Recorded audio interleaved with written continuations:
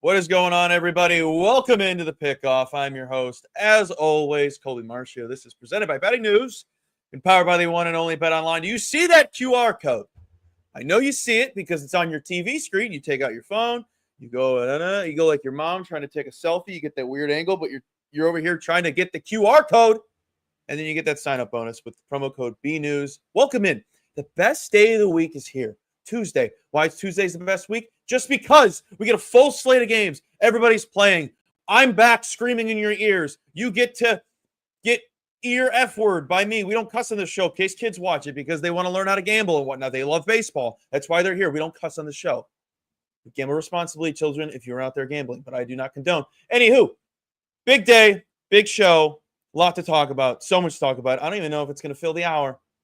And guess what? We're going to fill it. We're going to make it fit. But I don't think I have any other housekeeping I need to get to. I missed you guys. Missed you. But it was a great week off. Can't lie. Needed it. It was a great week off. Let me tell you. Nothing to do on a Tuesday last week. Oh, my God. It felt weird. I hate having nothing to do when everybody else has things to do because I feel like it's a wasted day. So, in a way, wish I worked. So, it is what it is. Anywho, let's kick off this show the right way with the right guest in your favorite person, my favorite person. I'm shaking my entire desk because I'm leaning on it. Danny Burke is here.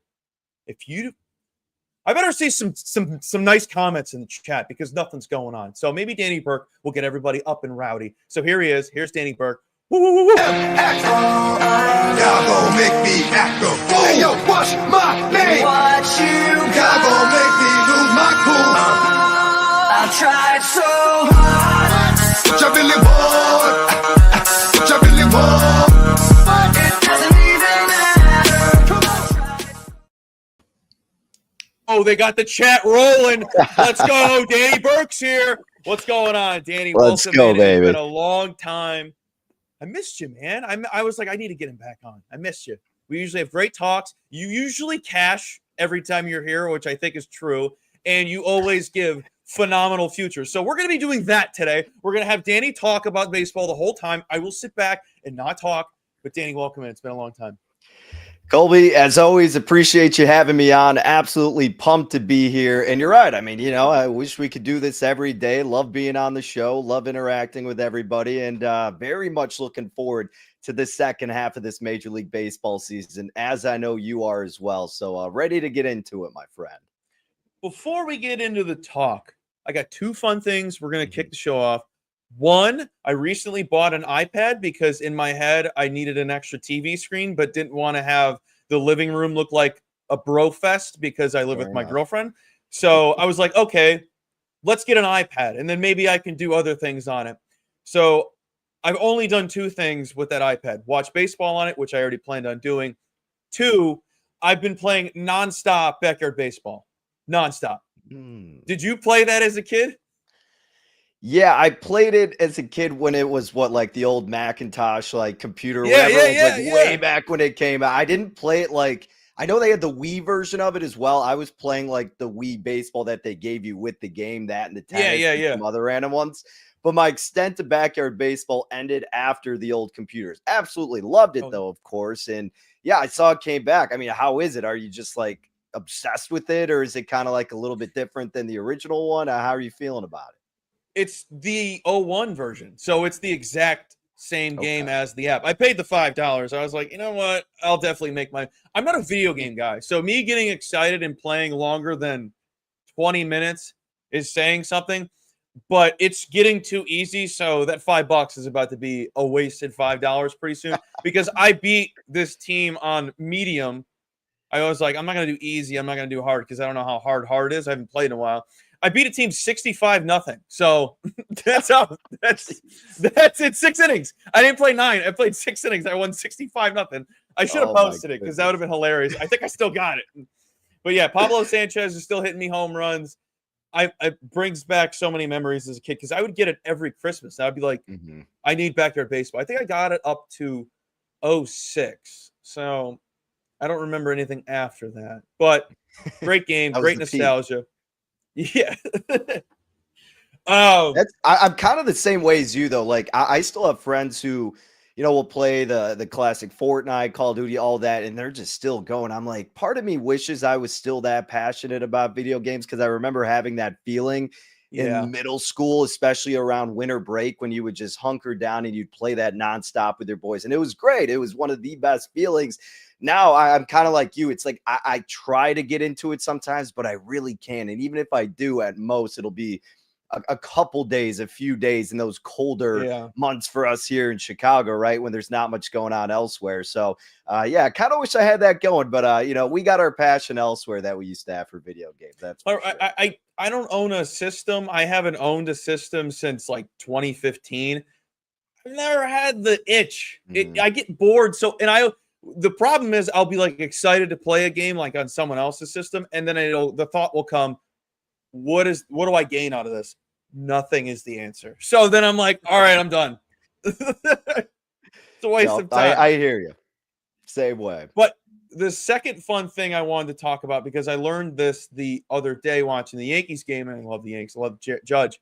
I didn't know Judge had a superstition. I know it's a common thing with baseball players, but Aaron Judge will chew a piece of gum until he doesn't get a base hit. So if he gets a base hit in his first at bat, he's going to continue to chew that piece of gum until he doesn't record another hit or doesn't get on base. So I was thinking, like, they in the dugout just have hubba bubba and whatnot.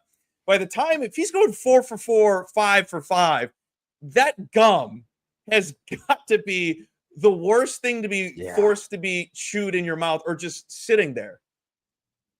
Yeah, that's like the worst gum brand to have to suffer through the entire time, 100%. And then, like, it like hurts your jaw after a while with that type of gum too. So not only do you have that, but then you have absolutely no flavor whatsoever. And then when you're drinking water, presumably on the side, that takes away even more flavor of it. Yeah, I think I'd rather go like 3 for 4 and have a new flavor by the end of the game. They go 4 for 4 and just ride it out the whole way through. But I don't know. Look, baseball players are crazy with it. I get it to a certain extent. I think the way I would do it when I was playing, and even if I did, I don't think I was that consistent with it. But if I was doing something good, I don't think I had a consistent one every single day, but it was like whatever I did that specific game, and if I was doing well, maybe I would keep it up. Like, say I ran out to the infield and did something with my glove or my shoe or wrote something that I don't know. It would change whatever the day was. I don't think I was that frequent with it like a lot of these players are. I was going to ask you what you did if you had one, but mine, I don't think I had one, but I had a lot of routine stuff. I would wear every necklace that I owned because back then when we were kids, everybody had a necklace. Did you have the fighting back in the day? No, shockingly, Really? I didn't. I was very anti-fighting because I was like, anyone who had it that I played against was always a D-bag. And I'm like, I don't want to be like that. And plus I hated Josh Beckett. So Josh Beckett had one. I was like, I don't want that. But I think I had it for about like 3 months. And then I thought the same thing. I was like, yeah, everybody's kind of a tool who wears this. And I was like, obviously doesn't, like, even as like a 9-year-old kid, I was like, this brings nothing to the table. This is just dumb. They had the bracelets too, didn't they? Yeah, they definitely did. They made bank off BS. Oh yeah. But they were talking about it on the broadcast. And they're like, hopefully he throws in more gum because Hubba Bubba lasts 4 seconds. It's like you're chewing a piece of skin by the time you're getting to that second at bat. You know what I mean? Just like you're just chewing something soft. Skin, that was very creepy of me. Yeah, oddly specific from the crew throw that one out. But hey, fair enough comparison. You probably don't want to be chewing either of those. So, that is an astute observation by them. All right, let's get down and dirty. Big news just broke 5 minutes ago. Rafi Devers is playing first base tonight for the Giants. I need to know your initial thoughts. Mine, about damn time. About damn time. It's pretty much that, right? I mean, like, you got to put yourself out there at some point, and it's just been a roller coaster with this guy the entirety of this season. And you're bringing your value now with both sides of the ball, whether it's offense and defense. And look, there is no reason for him not to be doing it at this point. I mean, if you had the value there at the age he is with the skill set he has, yeah, I mean, you said it perfectly at the end of the day. It's about damn time. Why wouldn't you be out there in that position, getting as many looks as you can, again, on both sides of the ball? So it's go time for the Giants. It's go time for him. Let's see what they can do to turn this thing around here, or at least keep it competitive, rather. What are your thoughts on this team? Before they got him, I was very high on them. They were playing great ball. They got him. I thought this was the perfect piece. And then I thought Buster Posey was going to dig his feet in even more and get more guys. But they look horrible. They look horrible since getting him. You know, it's funny. When I was first looking at this Giants team, they've done this a couple of times over the past, I don't know, maybe 5 or 6 years, where you look at this team preseason, you think, okay, they'll be fine, but nothing special. And then they just completely clear expectations and play exceptionally well right out of the gates. And that's what we saw from them here. Now, despite that, obviously still sitting, third in the division, and it's arguably the toughest division in baseball. So you still have to give them credit, but a lot of that certainly is attributed to that starting rotation and the depth that they have built up and acquired in that regard. Now, offensively, getting a guy like Devers was supposed to help them to some extent, but I don't think you can look at this team specifically in that division and think the one player would make the world's a difference. Now, yes, you could add on as you get closer to the trade deadline, but I mean, I think we're kind of seeing what this team should have been / should be still going forward, which is a good team, a competitive team. A legitimate threat in the postseason? No, probably not. I still think you're most likely a year away from that. Given what they know now from the pieces that they have, they can continue to add more. But right now, I think they had their flash in a pan moment, and offensively, they're coming back down to reality, which their pitching can only do so much to cover. So again, it's not going to be a fun team to face if you're an opposing team, but I don't think they're going to help themselves out enough to get into that postseason range. 100%. It's very you're so spot on. It's just a very serviceable lineup that has some guys that have a little bit of spark, but they're not consistent enough to where they're like potential studs or stars. But I liked when they were fun. It sucks seeing them cool down because I was getting real excited about that team. But they are who they are. I wasn't high on going into the season, and I was like, wow, maybe I was wrong. But no, we seem to be spot on. But another big news. Your team's facing it tonight. The oldest man to ever throw a baseball gets to see another day in the majors. Dick Mountain is back. What are your thoughts? How excited are you? How many home run parlays have you made with the Cubs tonight? Because they're going tonight, aren't they? You know, Colby, I almost came on this program and was going to just be all over the Cubs for this game tonight, but you know, no plays. Like Chad, he hasn't sent me a single play about the Cubs. Here's the thing. It's almost too good to be true because of this insane storyline with Rich Hill, and you're going against Matthew Boyd, who has obviously been a revelation for this Cubs starting rotation. So, you know, everybody and their grandmother is going to be doing exactly that. But it wouldn't shock any Cubs fan who actually, you know, you're kind of looking at things objectively for them to just get blanked by him in this momentous occasion for whatever reason. I mean, that would just be the most Cubs thing ever. Despite what we've seen from them this season, it would still just be such a Chicago sports, but particularly Cubs thing to do. On paper, yes, they should absolutely cream him. Boyd should have a great game, and they should bounce back after their loss last night. And yeah, maybe it does happen. But again, you know, that price is getting up there, and as fun as it seems to do that, I don't know. I just have one of those weird feelings. I've been a fan for too long, Colby. I get how these things go sometime. And I could be absolutely wrong and look like an idiot. So be it. That happens all the time. But I think I would feel dumber if I went all in on the Cubs and then Rich Hill just for some reason threw a gem here. But, you know, the last thing I'll say about Rich Hill, the funny thing is, like, I've gone back and forth on this guy. I went through phases where he just absolutely drove me crazy as a bettor. And then despite getting older, he kind of still was in a good rhythm. And I don't recall how long ago this was, maybe 4 or 5 years, whatever it was. And I would just look to fade him and then he would perform well. And it would be the classic vice versa. So now at this point, it's just I respect the hell out of the dude that he's been doing it. What is it since 05, 06, however long? 21st season. Yeah. Today will be his 21st season in the majors. I saw him last year at Fenway, and I think he came in to relieve. I go, no way.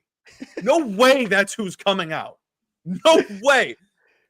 I mean, what's it say about him? It's like, what are you still trying to do out there? I guess it's like it's one of those things where you don't want to leave the game. You still think you're good enough to keep playing, which obviously to a certain extent he is. But I feel like at that point, like your arm has just got to be shot. You just want to just sail off into the sunset, man. I mean, you've done most of what you could. Like, become a manager at that point if you can't get rid of the game. I don't know, but 45. I had to look it up. 45 years old. Good Jeez. Lord. Kadar, the wind is not blowing in. It is blowing to the old right field. So it's not blowing, or left field, excuse me. It's blowing the left field.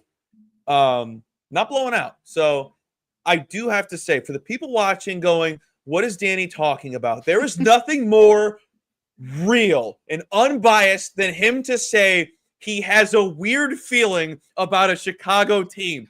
That is every single team in this city's problem. Yep.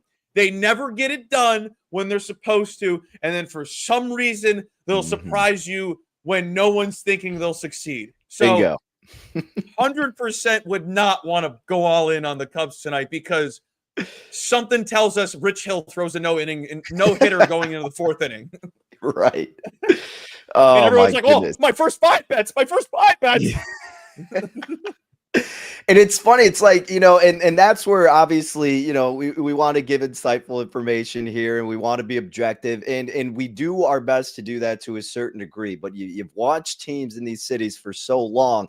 And it's, again, I'm not necessarily telling people they shouldn't be fading Rich Hill. It's just personally, I will not for my own reasons. So that's how I'm approaching it.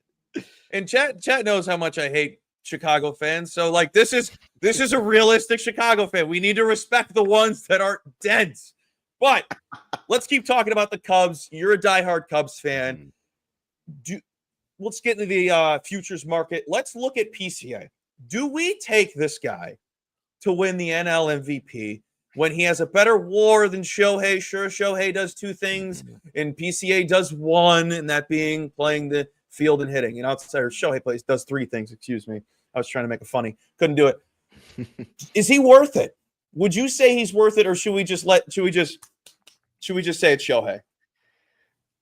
I don't think we should say it's Shohei, but unfortunately, I think that's kind of how the voters are approaching it, right? I mean, they're doing everything they can now, and finally, like, remember MLB, as fans always joked about them not being great at marketing and not utilizing Mike Trout in that sense. I think there was an old tweet or something where, someone just walked around the mall or he could walk around the mall and nobody would recognize him. So now they're going all in with Shohei. So I think if it's still coming down to the wire and the fact that he's back on the bump, they're going to still want to market their top tier guy, especially with that huge, enormous international fan base. So again, it's a little bit of conspiracy thinking, tinfoil hat, but I do think it comes down to that. And let's be honest, at the end of the day, the fact that he can still have the dual threat of pitching and then hitting as good as he has been, certainly that's going to give a leg up on damn near everybody. So look, if you want to get a little stab in there, throw a little pizza money on PCA, sure, go for it. Obviously, he's a little banged up right now. And I know the last time we talked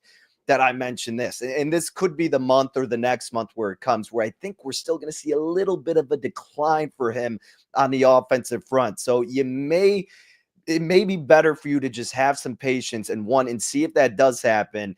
2, if you like it, all right, you get a better price. Or 3, then you just completely stay away. But yeah, unfortunately, because of how these emotions factor in and everything else, I still think Ohtani is going to get that edge. And that's why I'm not the biggest fan of the MVP during the regular season as I am preseason, And even now, so preseason, Colby, because you're getting a lot of these shorter shots who continuously come through. Like Cy Young's a lot more appealing to me because of that volatility and somebody else who could get propped up. Maybe this isn't the best year to talk about that. No, bring it on. Doing, but I think it's a lot more of a fun discussion with the Cy Young as opposed to MVP over these past few seasons. Well, you've had a lot of success. This is really my first season diving into futures and actually enjoying it and finding guys that I like because I don't know. I feel like I'm really deep into it this year. Like my most passionate take is anyone who is giving out, saying it's a good bet to bet Cal Raleigh to win AL MVP. I think it's lazy. I think it's terrible. I think it's a very ignorant thing to just say because you missed your mark a month ago. You missed your mark a long time ago. He has not truly taken a leap forward to where you're like, oh my God, we have to be on this at 3-1. No, he went from 20-1 to like 5-1 in a weekend because he just broke a record. He was already on pace to break those records. First of all, he's batting under 260. He can break the record. He's still not going to win the MVP because of what Judge is doing right now. And I think Tarek Skubal is closer to Judge than Cal Raleigh is the Judge. And the odds are completely different. I have a 25 ticket for Skubal to win AL MVP because there's no reason to bet him to win Cy Young because the odds are minus 220.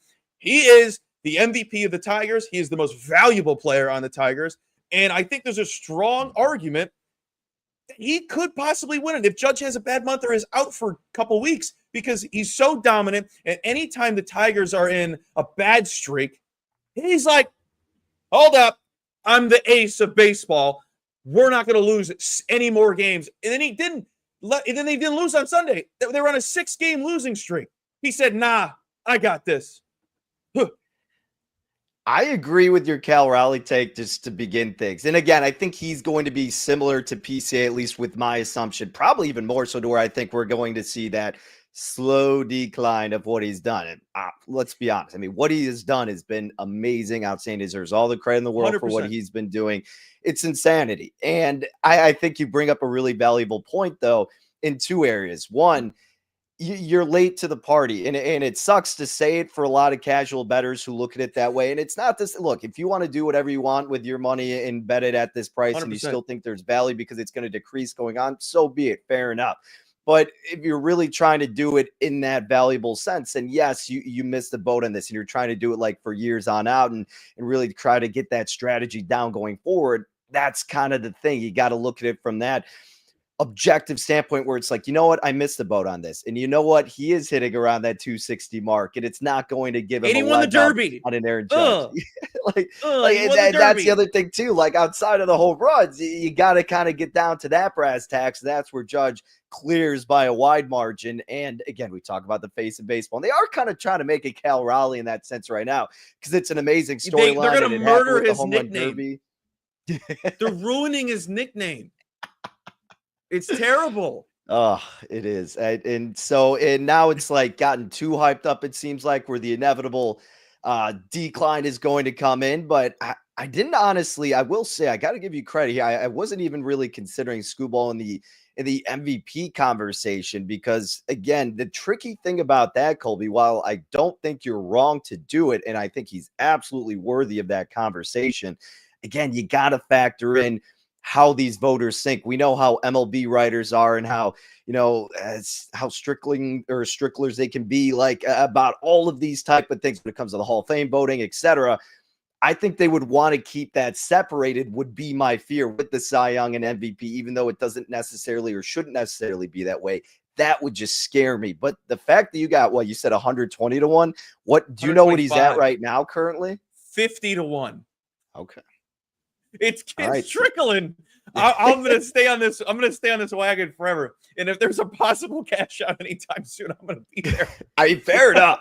And look, if Skubal's keeping on this trajectory, he may come down to like 15-1 at some point. And that's the way to do it. And again, what people may not realize sometimes with the future is a lot of it is buying low then selling high. And yes, certainly these cash out options aren't the best, but there's ways to get about it in a better area with some of these websites that are offered selling your tickets and hedging with another guy. There's a lot of opportunities to do it, but a lot of the times your mindset with these futures, yes, you want to win, but also recognizing where a number is currently on a person or a team, knowing it's going to be shortened by the end of the year, it doesn't mean they may win, but you're going to have value on that price, and you've done a great job doing that with Skubal so far. Yeah, that I couldn't believe when I saw it this yesterday at 50-1 when I originally wrote about it at 125, and that was just June 30th. I wrote that June 30th, 125-1, and he's wow. I think if he could get a couple more Sunday night baseballs, I don't know the schedule, but he's gotten 2 since I wrote that. Dude, the more people see him, the better. Like we mentioned, baseball does a terrible job marketing the players. They're now shoving Big Dumper down our throat. That guy is Kyle Schwarber playing catcher. That's nothing special. He's having a great year. Don't get me wrong. That's Kyle Schwarber playing catcher. That's all it is. I'm not trying to say he's a bad player. He is having an unbelievable season. If he played DH, it's Kyle Schwarber. If he played the outfield, that's Kyle Schwarber. Under 270, Kyle Schwarber. But I love it. I love him. He's so fun to bet. He's unbelievable. But like you said, you're a Cy Young guy. Let's get into that because Kadar's in chat. Kadar and I are on the same play. Tell me it's Zach Wheeler. It is Zach Wheeler. It's my, and I was just looking at the, so I have 2, I guess I would say, but Zach Wheeler is the primary play here without a doubt, Colby, especially now that the odds have shifted, right? And I was even saying this before the start of the second half of the season, to where Wheeler was like minus 120, minus 125. And again, we don't want to contradict ourselves in the sense of like, yeah, you missed a better number on him. But I always frame it like, hey, if you are trying to invest right now, from time to time, value is relative, right? So if you're investing from, the middle point of the season on, and a guy like Wheeler keeps on this trajectory, maybe Skeens or someone else falls, then he could go to minus $2, minus $3. And that value is certainly relative from that point on. So, and I don't even think, in a NL Cy Young race where it is back and forth all over the place, that it's a bad idea to lay a little price, because now we get a better idea with these pitchers. In the AL, it's a little bit different with the top heavy approach, but this, since it's spread out, you're not having to lay as much, and you're getting, that first half of data and seeing the schedule in the second half, knowing what their upcoming opponents are going to look like, the underlying metrics for these pitchers, and how we project them going forward. So to what I'm getting to is that now that Skeens is flipped, I certainly think there is value with Wheeler now that he's kind of fallen back a bit. And as much as it sucks to say, Colby, because I don't think it should factor in this much, again, coming back to the voters, let's be honest, at the end of the day, not having the wins may very well kill Paul Skeens' chances. And perhaps even if they shut him down because of how deep he's been going on a consistent basis as a young arm, I know we had that conversation or question rather before, he's still win a full year and whatnot, but man, Wheeler with his strikeout rate being on the Phillies, right? I just like Wheeler a lot more. I hate to say it for the people who love Skeens, and I love what he's doing out there, but he's just getting shafted, plain and simple. The Pirates ain't helping him, and Wheeler's just as damn good right now. I also think with Wheeler mentioning he's got 2-3 years left. He said he's done after, I forget what year he said. His clock's ticking while Skeens is just in the first quarter, if you will. Yeah. It's in the first quarter of his career. So as much as I think the voters are dying to give Skeens something, you got to give it to the most consistent pitcher in baseball over the last 5 years. Yeah, I agree. That's another point of it too, is the MLB trying to market people, and Skeens is certainly that pitcher more so than what Skubal's been getting from any publicity wise. So again, we talk about the fear and taking guys, that would be the one with Paul Skeens. But again, I think those wins are just going to help Wheeler more. And again, having similar numbers, almost identical, and just as, he's better with his strikeout rate. Like 11 and a half strikeouts per 9 innings for Wheeler, and then you're under 10 for Skeens, which is still great, but obviously the big leg up there for Wheeler at his age.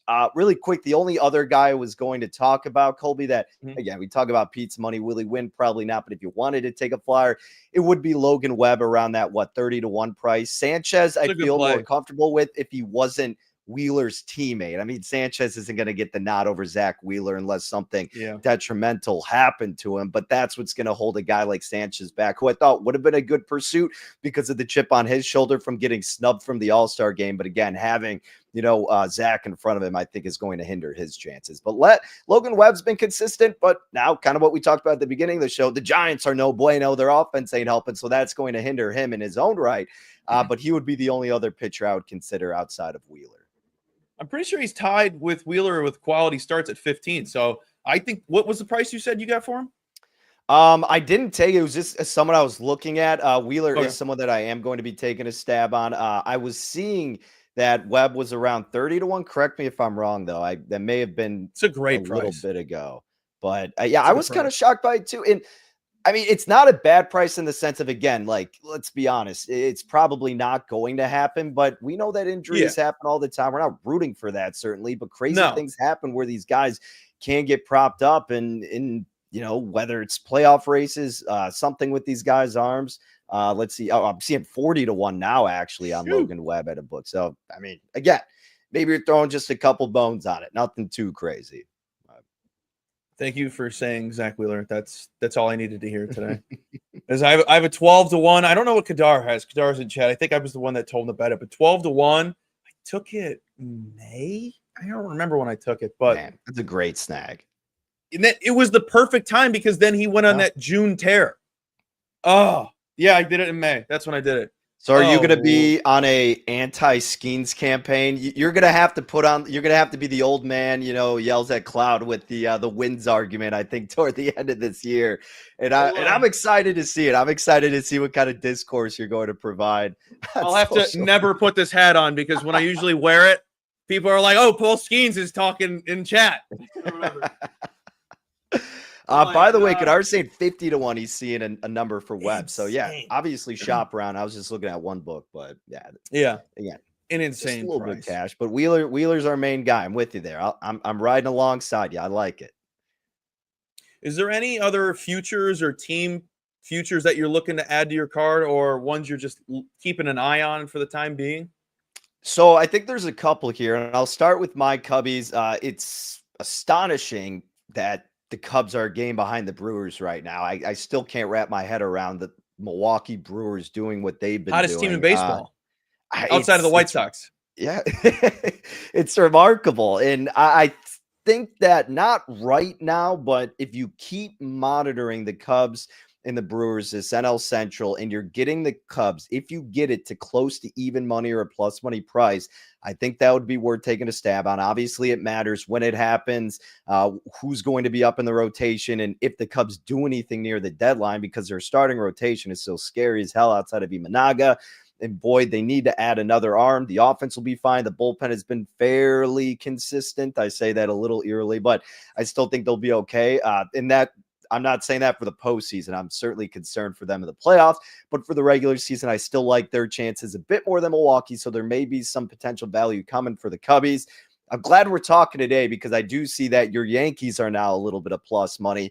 And I wanted to pick your brain about it a bit. Obviously, you being a diehard Yankees fan, I still have confidence in this team. And I think, again, much like I was saying with the Cubs, the Yankees are a team that are clearly going to be buyers near the deadline. Definitely need that aid in their rotation. Do you think it's going to happen? And do you think it's worth taking a stab on them to win the division? The Blue Jays have been hot as well. The Yankees have a tough schedule still the next, week and a half, 2 weeks. So maybe we wait even more. But I mean, are you a little scared of them falling out of this race completely, or how are you looking at it? I'm not really that concerned because I know this team is just going to scrape by and finish first and then probably crap the bed in the playoffs.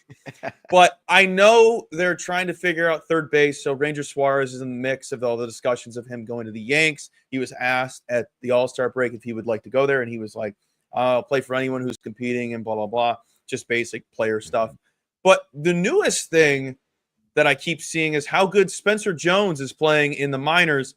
And there's nowhere to put him in that lineup because the outfield is already stacked.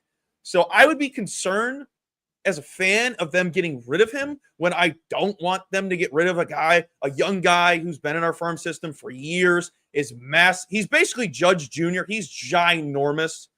And I don't like that. I don't like when we trade guys who have the most potential just for some substitute for 3 months or whatever, and he's not really worth our time. So I wouldn't mind if they got rid of Trent Grisham and opened up that outfield. Now, I don't want Cody Bellinger gone. I don't want Jason Dominguez gone, but it's tough. There's always so many guys in the outfield. So I have a gut feeling they're going to trade Spencer Jones for somebody, even though I haven't seen anyone mention trading him. I just saw them talk about where would they put him in the outfield because there's no room. So I would be very concerned about that as a fan looking at the future. I care about the future because I don't see them winning it this year. Anyone who sees them winning it this year, please explain to me what you see, because I don't think they're that sexy as a team. Sure, they're loaded, but the Yankees' problem every single year is they always look for the big hit. Sure, they had that great comeback win on Sunday against the Braves. That was sick. I don't recall the last time them having such a big comeback win in a very long time. So that was cool. So I'm not concerned, but I'm concerned about the future. But yeah, and rightfully so, but you got to figure the Yankees in contention right now. The American League looks fairly wide open compared to years past and in comparison to the National League. Did I say Ranger Suarez playing third base? Is that what I said? Yeah, Kadar, I think you did. I meant to say Gino. Sorry. We were talking about the Phillies. Sorry. Yeah, Kadar, thank you for pointing that out. I'm an idiot. But I was going to say, I mean, like the front office, they do those big hits, right? And I feel like they think if they lose a prospect like that, all right, we'll just go spend money elsewhere to kind of replace it is the mindset. And the guys that they have brought up in the past have ended up fairly well. So I get your hesitation for that. And, it would be nice to see him go the traditional way, I guess, and switch it up a bit. Because like you said, they spent all this money. It hasn't come through to fruition as often as you would want them to or hope it would be. So I get it. But I will. My only argument for still having hope in the Yankees to make a deep run is obviously going to be bearing on what they do near the deadline. And then just thinking that the American League is more wide open. The Blue Jays fun team right now. Not a lot of postseason experience with that group, so I have my reservations. The Tigers' offense still scares me. Not that you need that as much as you do during the regular season, because you could have an outstanding pitching staff like they do and get by the first couple of rounds in the postseason.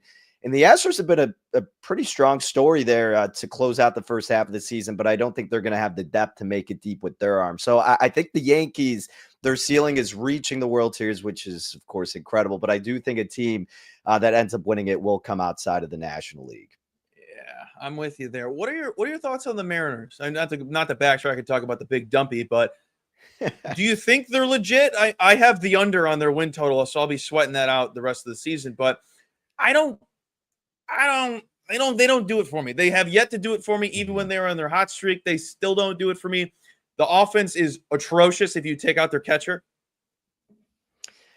The Mariners and I have a tough relationship, Colby. And I think I might have mentioned this on your show in the past, because I think the last 2 years I've been high on the Seattle team with the young pieces they have, but especially the rotation that they have is always so sexy and they always do incredibly well.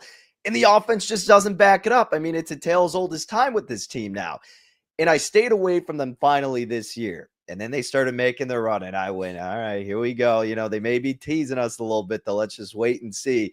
And then you saw them kind of fall a bit, but more so even with the Astros just really getting on a hot streak. I don't see there to be much value with Seattle. What Houston did really impressed me, and I think they're going to be able to keep that going throughout the regular season and hold on to the division here. And I think Seattle's going to start feeling that pressure and may end up crumbling. And it would just absolutely blow as a Mariners fan, seeing the wasted talent you have in that rotation year in and year out, just not get the help that it deserves on the offensive front. And I think that is going to be the story with them throughout this season. You absolutely are going to have to sweat out that under without question, but I think you may still be able to get there. And it's funny that I'm saying all this because I am betting the Mariners tonight. So inevitably, that was going to be my layup.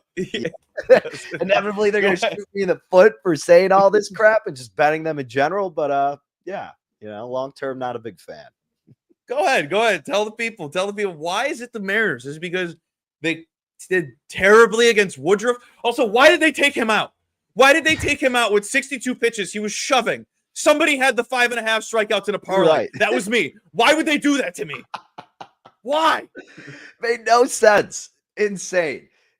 Dude, some of these player props, like sweating out the pitch, it just drives you nuts. Like sometimes you'll see a guy at 95 pitches going into the 7th. Oh, they're still bringing him out, and vice versa. Someone who's at a low count doing well. It drives you crazy sometimes, man.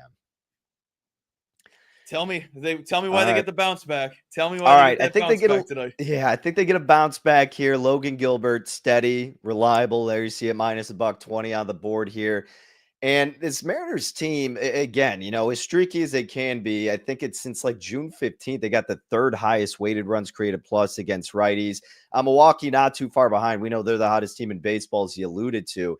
But I think Seattle losing those last couple of games, going against the young righty who somehow made his way into the All-Star game, I think a little shakiness coming back to the second half of the season. A lot more attention being directed toward him. Seattle needs to get going right now before the deadline and being in the position they are within the division and then around that wild card spot. I think this has to be a get right spot with Logan Gilbert taking the bump. So I think we're getting a pretty cheap in price at minus 120 based on with Mr. Rowski. Like he's good. Sure, he could be great, but it's such a small sample size that I'm just not willing to completely buy into it. And he could make me crow, so be it. May happen, but I just think it's a pretty cheap in price here with Gilbert and the Mariners, who really need a dub. I like it. I think we all can agree that it was cool he made the All-Star game, but extremely disrespectful at the same time. It's cool for him. Yeah. Like, I'm not gonna be mad at you. Like, you didn't do anything wrong. Right. What are you supposed to say? No.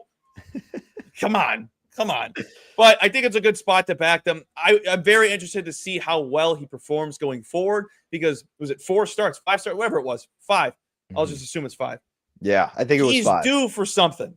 He's due for something not good is what I'm trying to say. And it's due sooner than later. But again, cool for him to make it. Should not have made it.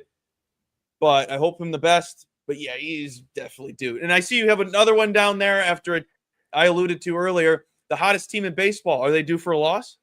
Oh, they are due for a loss. Fading the Southsiders here. Always fun when I can fade the White Sox. I don't know if we've had this discussion. I'm sure we have. I say it to a lot of people. But as a diehard Cubs fan, I actually grew up loathing the White Sox more than the St. Louis Cardinals, believe it or not. Yes, you've mentioned that. Yes. Yeah, I'm sure I have. I always preface that because a lot of people think I'm crazy for that. But I love it when a White Sox fan just absolutely despises the Cubs. I grew up with a lot of friends who gave me so much crap around 05, and it stuck with me, and vice versa for me in 2016 with them and everything that's gone on with this Sox team. That's not why I'm fading them here specifically, but another team that's lost the last couple that's due for a bounce back. Not why you bet them solely, but certainly helps a tad bit, is the Tampa Bay Rays. Rasmussen taking the bump. He's been great. Question mark with him is how deep is he going to go? That's a little bit of concern. However, regardless of what we've seen from the White Sox, it's still a cruddy lineup. It's still a bad offense. And this bullpen can manage enough, regardless of how long Rasmussen goes in this game. So I think they'll be fine on that front. And then you flip it around to Davis Martin. Oh, he's got a pretty solid ERA. What, 3.79? Yeah, but his expected ERA is at 5.48. His xFIP is a bit concerning there at 4.31 as well, Colby. He's striking out less than 6 batters per 9 innings pitched, 13% home run to fly ball ratio, high barrel rate over 10%, hard hit rates in the mid 40%. And this is his first start since coming off the IL since I think like June 12th with the forearm strain. So a lot of concern on that side. Minus 105, what I got on the run line with the Rays. This has to be a spot where they capitalize, and I think they do so. I think it's a really good spot to back the Rays. However, you, sir, are talking to a man who bet the Rays win total live a couple weeks ago at 86.5 on the under. I want this team to just lose. And let me tell you why, sir. Since I haven't spoken to you in a while, I want you to hear this. All of their games in the first half were pretty much played at home. Their production and success is a byproduct of playing at a minor league field in the scorching hot heat. Nothing about that team says 86.5 wins over, in my opinion. And the rest of their season is mostly on the road while they're fighting for a playoff berth, and they're just trying to win as many games as possible on the road, which it is hard to do. So I think they're going to get gassed pretty soon. I know they're still at home today, which is always good to back them because if you look at their splits, they know when they're at home. I was almost bought into this Tampa Bay team. There was like a couple-day period in the first half of this season where it's like, you know what? Maybe they are just this good. You bring up a very valid point. And furthermore, to add to that, you got to think the Orioles are still, I mean, with the offense they have, no, they're not going to have any playoff aspirations. We've known this for a while, but they're still not an easy out. Like, that's a team that can just come alive off. Yeah, they're clawing, they're scratching. They can do anything on any given night. The Red Sox, I don't think are going to make the postseason either. However, they have turned things around, and we know the Blue Jays and Yankees are going to be the most competitive in that division and keep fighting themselves. So I think the division's only going to be getting a little bit better, while the Rays are just going to kind of flatline here for the reasons you stated, and just because they were playing over their skis a bit in that first half. And yes, a lot of that can be attributed to their unique situation. The only counter would be at this time of the summer, you're still getting that hot weather and whatnot, but the dimensions of the other fields, certainly not as helpful as it is playing in that minor league stadium very, very often. So I actually like that bet a lot, though. I kind of wish I jumped in on that with it. It's already off to a pretty good start. Hopefully it doesn't get better after or tonight, but afterwards, fair enough. Now that I got that in mind, we'll understand. They're definitely going to get another win. I can live with that. They're definitely going to get another win. I can live with that. But let's stay in the AL East, and then I'll let you get out of here, and I'll get into my plays for the people. What do you think the Red Sox should do at the deadline? I was asked this on another show I think last week, and I think they're in a very unique spot because they could buy, and you could be like, yeah, they should buy, and they could just not do anything or sell, and you'd be like, that makes sense. They're in just a very unique spot where, as a fan, I don't think them doing either or, you can't be mad about while being mad that they sold Rafi Devers to San Francisco. I agree. They probably are in the most peculiar spot for a team right now in baseball because, again, they're a team where their lineup can carry them through most situations. But outside of Garrett Crochet, I mean, they got nobody reliable in that staff. Brian Bayo can give you a quality start here and there, but is that really someone you want to put a lot of weight on his shoulders with? I mean, absolutely not. Lucas Giolito, one of my favorite pitchers to fade, much like a Kyle Hendricks. I mean, they're just a fade machine to me. And then, every now and then when I do, they just throw an absolute gem. That's the way it goes. But more often than not, they usually deliver and put on a crappy performance. Walker Buehler, certainly not the same pitcher that we've seen in the past. So if they're going to add anything, it has to be in the pitching rotation. If they're not giving up too much and you're still getting a pretty quality arm or two, yeah, I don't think the fan base should or would be mad. But I think if you're looking at it from that realistic scope, no, this clearly isn't a World Series contending team. And I think with the pieces they brought on in the offseason, after the first month or so, you slowly realize that. Now it's kind of been that pleasant surprise for them to bounce back, despite that being where they thought the bar was set. It took a little too long to get there, especially in one of the tougher divisions in baseball. So I think you feel confident with the pieces that you have on the offensive side. If you stand pat, so be it. You adjust in the offseason and then really make your mark for it next year. I know that's not how it often goes in baseball. And a lot of times you get these, unsung teams and heroes propping up to win the World Series. I still just don't think that it's going to be the Red Sox this year. So maybe they try to add a mediocre or let me rephrase it, an above average arm. Well, giving away some mediocre talent, and that's fine. But again, Colby, it's not going to get the job done for them in the long run for this season. So, yeah, I mean, they're probably not going to do too much. 100%. Final thing, and I'll let you go real quick. What future on your card are you like, yeah, I have this? You just really be like, yeah, that's something. I paid for this. I'll tell you mine. Vlad Guerrero to lead the league in home runs and win MVP. This was what I did preseason. I did it preseason. I kind of remember you doing that. Mine's been so long. I'm trying to think. It was someone ridiculous for a Cy Young. Shoot, I had it somewhere, and now I'm gonna just absolutely choke trying to think of it. Somebody just atrocious right now in baseball. I'll have to let you know because I got to look it up see for certain. But it's been so long, and I had a handful of them. You know what? What I had I think not Bubic, sorry. Other Royals pitcher. Why am I blank on his name? Cole Reagans was one that I had for Cy Young, who I kind of like. A lot of people had. Yeah, but it was like 12 or 14 to 1. I was making a case for him, didn't come through. And then there's someone on the NL side that I was pretty passionate about. Oh my gosh, this is killing me because I talked about this with you. Man, I'll just have to let you know. You're good. You're good. Dylan Cease was the guy that obviously is he's doing okay, but nowhere near where I had him coming. So Dylan Cease is the one that I kind of feel embarrassed about because I was feeling good about that, like 25 to 1 futures price on him. Ladies and gentlemen, Danny Burke forgetting all of his bad plays because he doesn't want to embarrass himself. That's fine. I'm just kidding. Make sure you guys go out and follow Danny Burke at Danny Burke 5. Danny, something tells me I'll be seeing you soon, a lot more often than usual. So we'll be in touch. We'll get you back on soon. As always, thank you so much for being here. You're the absolute best. Yes, sir. Looking forward to it. Colby, likewise, my man. Always a blast. Take care and best of luck, brother. See you, my guy. All right, psychos, let's get into the plays. We got 10 minutes before the W, and we're going right down to the mispriced play of the day. When I say this, this is what I got it at. If you see it at a different price, shop around. The Blue Book isn't the only book that exists. There's BetOnline. There's other books. Don't come at me and say, I don't see this, because the Blue Book sucks. Anywho, Aaron Judge to get a hit today is $1.60. Yes, $1.60. I boosted the home run at 324 on the Thank You Know What book.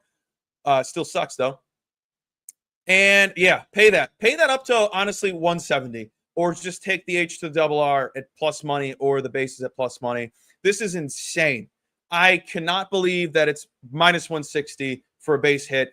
Number one hitter today on Batters-Box. In 278 elite ratings, last 3 seasons, has recorded a hit 70% of the time. On the road in 116 ratings, 74% of the time records a hit. 31% of the time records a home run, which we are on as well. Taking on Max Scherzer, who has the worst rating in the current season ratings on Batters-Box with a poor average hitter matchup, WOBA, ISO, hard contact percentage, and ground ball percentage. He's giving up 41% hard contact. Against righties at home this season, they're batting .333, .524 slugging, .405 WOBA. 3 of his 5 pitches are below league average. His best pitch is his cutter that he throws 18% of the time. And let's talk about Judge against cutters, because he's batting .538 with a 1896 OPS and a 382 WRC plus. Just for the people out there wondering what's an average WRC plus, anything above 100 is good. 382 is astronomically high.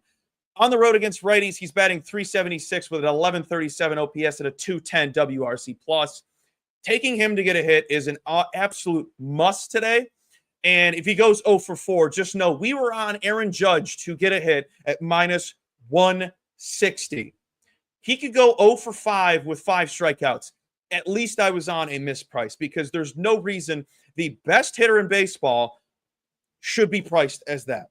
I didn't know he was going up against prime insert pitcher here name. He's going up against Max Scherzer in possibly his last season. If Max Scherzer shoves, we tip our caps. There we are. Shop around. Shop around. I cannot stress it enough. Shop around as much as you can. If you're wondering why you're not seeing the price I got, because you're not shopping. Boom, boom, boom. All right, we got 8 minutes. Let's get into the one play that has me concerned, and I'm only concerned because he is absolutely on fire right now, and that's Corey Seager. We're getting his bases at plus 105. That's pretty much the main reason why I'm on is just him in general today. His price. I thought it was going to be something I would have to pay, minus 110, minus 115. I will happily take him at plus 105 on his bases at a 325 home run, because he is seeing the ball extremely well. Coming into the second half of the season, he hasn't had an explosive game. Sure, he has had 5 hits in 4 games. He's on a 4-game hitting streak, 3 singles, 2 extra base hits, those being doubles. Has yet to homer. His last 15 games, he's batting .390, .634 slugging, 1113 OPS, has an elite rating today. 73% of the time records a hit when elite. 26% of the time records a home run, 50% of the time goes over his bases. This is a 57 elite home rating sample size. I think we're getting a good price with that 50% bases. It should be even money. Taking on JT Ginn of the Athletics. who's getting absolutely murdered by left-handed hitters. They're batting 360 with a 700 slugging percentage, 1139 OPS, has a sub-5 ERA and a 130 whip. Poor WOBA, poor ISO hard contact, allowing 37% hard contact. 2 of his 3 main pitches are below league average. That makes up 40% of his repertoire. His sinker is his best pitch that he throws 60% of the time. That pitch is still in the decimals, but it's positive, so it is above league average. It's in the decimals. It is not a whole number in the value on Fangraphs. Seager against sinkers is batting 406, 1,000 OPS, 197 WRC plus. That is a 132 pitch sample size this season, and I think he's an automatic yes. Sure, he's seeing the ball very well, has gotten a hit in every game outside of the All-Star break. I think he's worth dabbling in today. Now, a guy I have never bet on, and we're betting on him, Mr. Romy Gonzalez, H to the double R plus 110. I don't know where he's at in the lineup today, and I don't really care because he has not recorded a hit since July 9th. He doesn't play every single day, so he's on a 4-game hitless streak, still hitless, 4 games. Against lefties, though, who he's facing today, Christopher Sanchez. We talked about him earlier. All the numbers are telling me to do this. So against lefties, he's batting 378 with a 689 slugging percentage, 1123 OPS. On the road against lefties, he has very similar numbers. They're very strong. They're still in the 300s and basically the same numbers I just rattled off, just a little bit down, but they're still up there. 14 elite ratings over the last 3 seasons.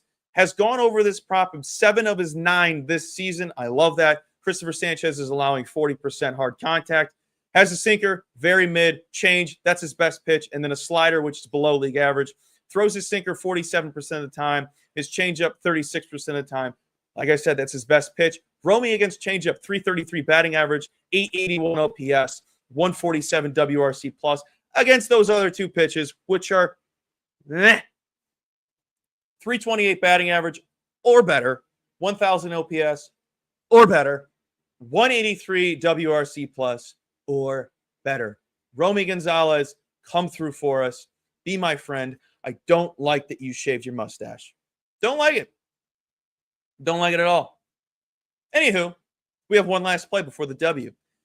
And we're back in the Guardians in the first 5 innings, over 2.5 runs, plus 110. I think it's a great day to back the Guardians, who are not good at scoring in the first 5 innings. I can live with that. At home, they're averaging 2 runs. I can live with that. A lot of good is coming out of it because they're playing, A, one of the worst pitchers on the day. 2, they're playing the Orioles, who give up a ton of runs. The Guardians today have 5 elite rated hitters, 3 above the league K rate, 5 above the league ground ball rate. They have had a top 10 offense over the last 14 days, 3rd best offense over the last 7 days, having a 286 batting average, 534 slugging, 386 WOBA, and a 152 WRC plus. The Orioles, like I said, give up a ton of runs, 3rd most in the first 5 innings, allowing around 3 on the road. A lot more when they're at home, which is weird. Taking on Brandon Young, who has the worst rating today. Poor WOBA, poor ISO, poor K percentage. Has a 7.52 ERA this season, along with a 1.78 whip. That's 6 starts worth. He is allowing in those 6 starts 6 hits per game, 3.3 extra base hits in 3.6 runs. 5 of the 6 teams he's faced have scored 3 runs. Opposing hitters are slashing 330, 388, 642, and a 1031. Despite them only averaging 2 runs in the first 5 innings, I think the Guardians are 1,000% a go, and we're not paying anything. We're getting them at plus 110. So I love it. If you want to alt it down to 1.5, do so. But I don't think you need to pay any juice because I think this team is going to continue to roll. And Brandon Young from the stats, poopy. Absolute poopy. Now let's run through Danny's plays one last time because he just left. He is on the Mariners money line after the bounce back after a terrible loss to the Brewers yesterday. He is on also another team that had a brutal loss to the Brewers are a really good team. Now the Rays, they played the best team in baseball right now, the Chicago White Sox. Go look at the numbers. He's all over them. I'll root for Danny in this one as someone holding an under win total on the Rays. I guess he can have it. And again, Corey Seager bases, one of the best hitters in baseball. When he is hot, let's write him out. And for the love of God, I still don't understand it. I still don't understand it. I rattle him off. I wrote about it. Go check out the scribble. Don't understand why he's priced like this. Will not understand. Even if he goes 0 for 5. For the people like, oh, he went 0 for 5. Oh, great pick. This price. Blah, blah, blah, blah. It's Aaron Judge. It's Aaron Judge. There's no reason he should ever be under minus 200 to get a base hit. Also, we're on Romy Gonzalez. H to the double R. Hits, runs, RBIs at plus money. 750 home run. If that hits, I'll take my shirt off. And finally, the Guardians' first 5 team total over 2.5. Those are the plays. If you missed it, my Twitter ad is right there at Colby M. Betts. You can give me a follow on there. But we have 40 seconds until the W. So does anybody have anything to say? Anybody think nice? Spencer Strider wishes he had this mustache, and so does Paul Skeens. Anybody else? Anybody else have anything? No? I have a bet for 10 seconds in the Guardians game. Oh, yeah? What do you got? I'm tailing Chef. I'm taking Jose Ramirez over 1.5 bases and the home run. I'm sure you'll like that. For my future, yes. All right, sickos. That's been the W. Go make sure to give Danny Burke a follow at DannyBurke5. Make sure to give me a follow if you aren't following me already. And here's the W if you were craving it. If you weren't, stay here.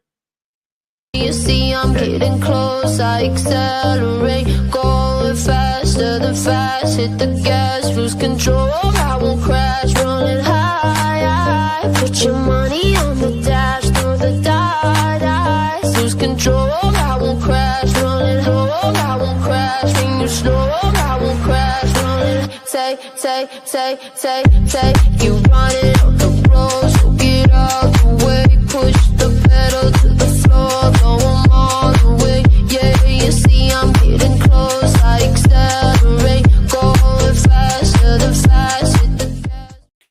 What is going on, chat? Welcome to the W. Excited to have you guys with us for another hour of content right here on the Betting News Network. Hope you guys enjoyed the last hour with Mr. Colby Marcio talking baseball at the Pickoff with Mr. Danny Burke. But you've got the 3 horsemen back in business. Not me and Just Sook today. We've got our 3rd horseman back. What's going on, NZ? Welcome back. Z's up, baby. How we living? What's up, boys? What's up, chat? How we doing? Nice to have you back. Nice to have you back in your office, too. Haven't seen this wall in months. Fingers crossed. It was it was a working from home day and everything worked. So I said, let's go for the second job. Let's give it a shot. Let's absolutely roll with it. Excited to have you back with us, man. You're looking very tan after your trip to the beach. Looking very color. Yeah. The second person to say that to me today. Very nicely tan. Doesn't look like a burn. Oh, no. It was a burn. It was. I can imagine. I've seen you. You sent me pictures. You sent me pictures of you very lobstered. It was a burn. At least you go like from burn to brown, whereas some people that are really pale go burn and then just straight back to pale. It's got to be very frustrating. That happens too.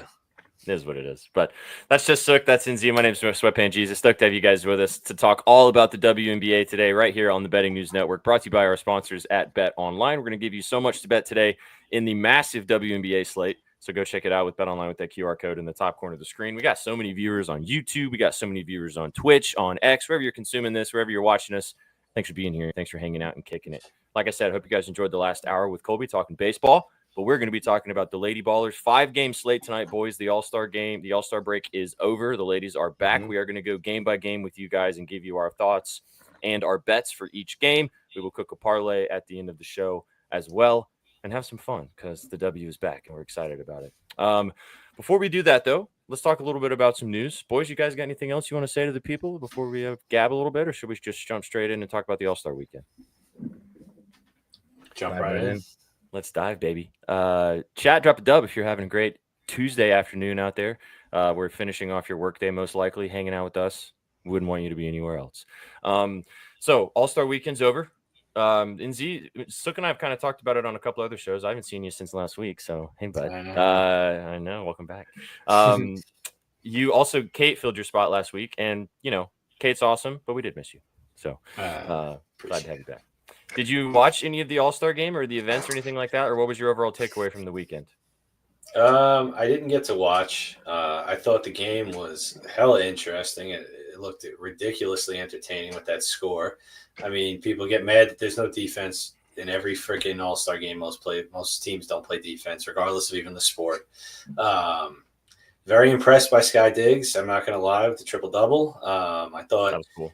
thought maybe even she could have been up there for the MVP, but Nafisha's just getting the shelf ready. She might need a second shelf by the time the fall comes. Yeah, she's gonna remove that All-Star one and add another legitimate season one there probably as well. Yeah, I mean, I was on the over. I kind of had a feeling that it was going to turn into just a shootout, and they obviously joked on the broadcast and said that it was just like Cancun girls trips, that there was no D at all. Yeah, Al Duncan with that one live on the broadcast, insane, dude. Girls were wilding from what I saw. She thought she was on the Stub Dubs or Stub, whatever. What are those late? I keep forgetting. Yes, Stud Buds. Stud Buds. Thank you. I want to get it right because it's actually legit that they streamed for 72 hours over the weekend. But yeah, they turned up. But Elle Duncan thought she was on that stream and not on ESPN when she said that, I think. But hey, ho, man. We can have a little bit of a serious discussion about this because we've been kind of teasing it over the last few shows before we jump into the plays. Big slate tonight, chat. 5 games. We are going to go with you guys on every game, give you our analysis and our thoughts on each one. You can always go check out the analysis at bettingnews.com too for free. NZ posted his article on there for the Sky game, which we'll get to in a minute. But I just want to get your thoughts on this, NZ, since we've kind of gabbed about this in other shows. But let's just talk a little bit about the whole, obviously, the shirts they wore at the All-Star game. These ladies holding out to get paid accordingly to whatever this new CBA deal, new television deal is going to be in the 2026 season. What are your thoughts on this whole ordeal that these ladies are going through and kind of like the league as a whole? And what do you think about the whole situation?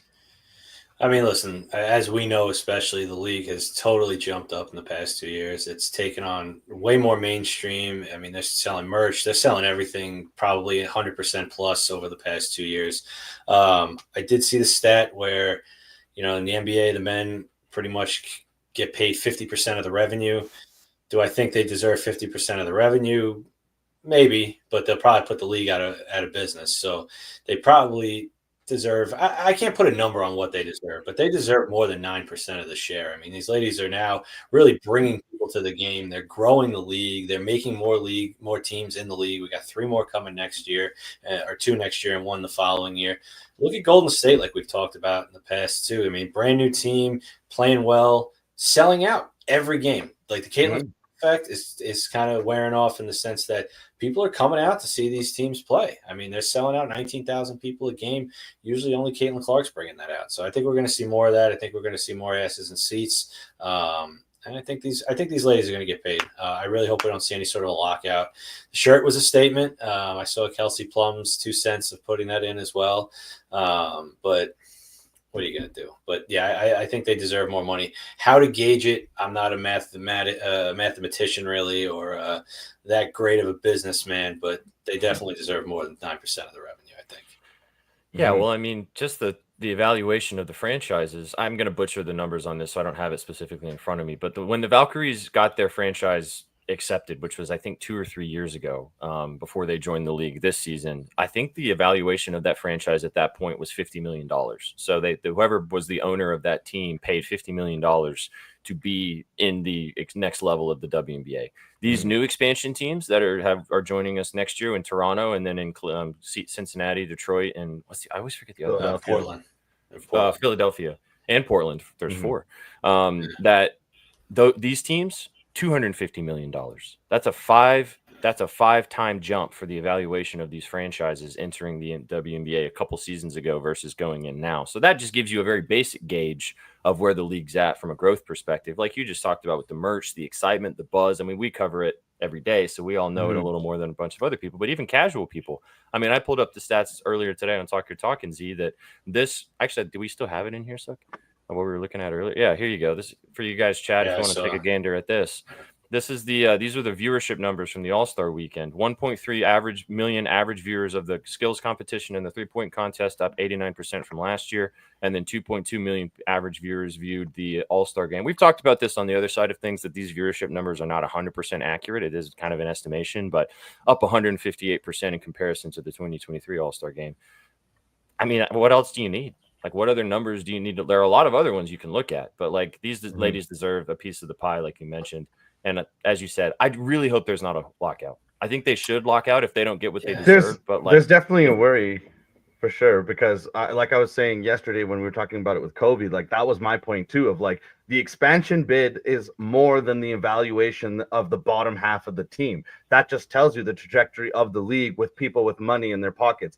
They could care less about Caitlin Clark or anybody else. These are business people trying to make money, a shitload of it very fast. And I think that's a great point that SPJ is making, is like, dude, the expansion bid is so large. Why is it so large? Because we're only going up and up and up, and we're going there fast. Agreed. I mean, as the games are going on, you have to imagine that the ticket prices are going up. I mean, more people want to come. The demand is there. Get the money while you can. I mean, that goes for anything. Can't knock it, you know. Any industry, regardless of situation, a lot of businesses operate at a loss until they start turning a profit. Even massive corporations that you might not even think are operating at a loss are operating at a loss. But that doesn't mean that you don't continue to invest in your business. Right. You find ways to invest in your business to get the loss less, and then obviously overall want a profit. But that's just business 101. Well, it's like that post that you guys shared with me of like the NBA was not profitable for 50 years. Like in the 80s, the finals were on tape delay. They didn't even broadcast them live. Let's not act like all of a sudden the NBA has been king since day one. Sports have always kind of fluctuated and gotten popular, less popular. Like baseball is apparently having its day if you're looking at some of the numbers. So things are always going to ebb and flow. These ladies had the right to opt out of their deal, and they are going to do so. And that is their right as a union under the collective bargaining agreement. So I think the one cool thing is that the season's kind of truncated. So they got a little bit more time to kind of negotiate before the start of the next season or whenever it is. Yeah. I mean, the last thing on this too, because we can kind of cap this conversation, we've talked about it in various portions, and I just wanted to get Enzi's like full on video thought of it. But like, there's the aspect of this too, that we all love the WNBA, especially us that have been, I mean, Enzi, you've been following it for over 2.5 years now. I really got super into it middle of last season going into the end of the year, but it's just such a the league is growing a lot. It's much more fun to watch now too, especially this year, but it's so nice to have something else. And as sports bettors, which all of you guys watching us probably are, it's nice to have something to bet on in the summer that's not baseball. I mean, obviously there's soccer and things like that, but having competitive, good basketball to bet on that we're going to talk about in just a second really makes a difference. And I think the gambling aspect of it, which we've talked about over the last year and a half, has grown the game exponentially as well. People want to bet on these ladies and their props. People want to bet on the spreads and the totals. And like, it's only growing more and more. And that's going to continue to happen as sports betting gets more and more popular. The talent just keeps getting better too. I mean, Paige, Caitlin Clark, Aaliyah Boston. I mean, those are the past three, and I believe the one before that was Ryan Howard. I mean, the last 4 number 1 picks have come in and become faces of the league. You know, let's see. Hopefully, Juju Watkins can get healthy and have a really powerful year, and she's going to be the next number 1 pick. I think that the exact same thing. The WNBA too needs to realize, and I think that's why we're seeing so much like pushback on the timeline, like Lil Tinfoil hat on, is that these ladies have other places to play. They make more money in Europe. True. Now the Unrivaled League gives you an ownership stake. That league is just blowing up as well. And if anybody's watched 3-on-3 basketball, there's a reason why the Olympics added it. 3-on-3 is so fun.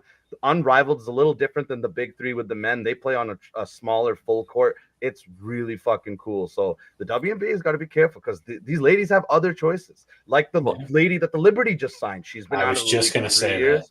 Yeah. And she just won like 3 championships in Euro basketball and like 2 MVPs.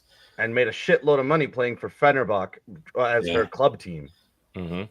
Well, and there's Sook, you shared this and you've talked about Unrivaled before, and there was a graphic that you posted on Twitter that was the Unrivaled this year. All the ladies that were played in Unrivaled, 90% of them are leading one particular stat in the WNBA this 91% of the players that played in Unrivaled have a career high in one statistical category in this season.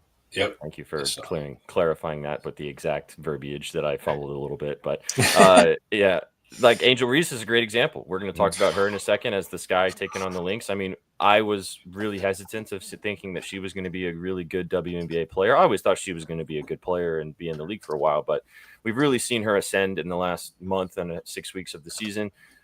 There's a bunch of examples. Even Collier's going into an MVP, probably winning season. Like, you know, there's a bunch of examples of these ladies just Finals, yeah, Finals exactly. MVP, All-Star MVP, like, you know, all of that. So it's really cool to see the development of women's basketball, but also to the point like we're talking about of being able to bet on it even more because it's even more competitive. So we hope that continues.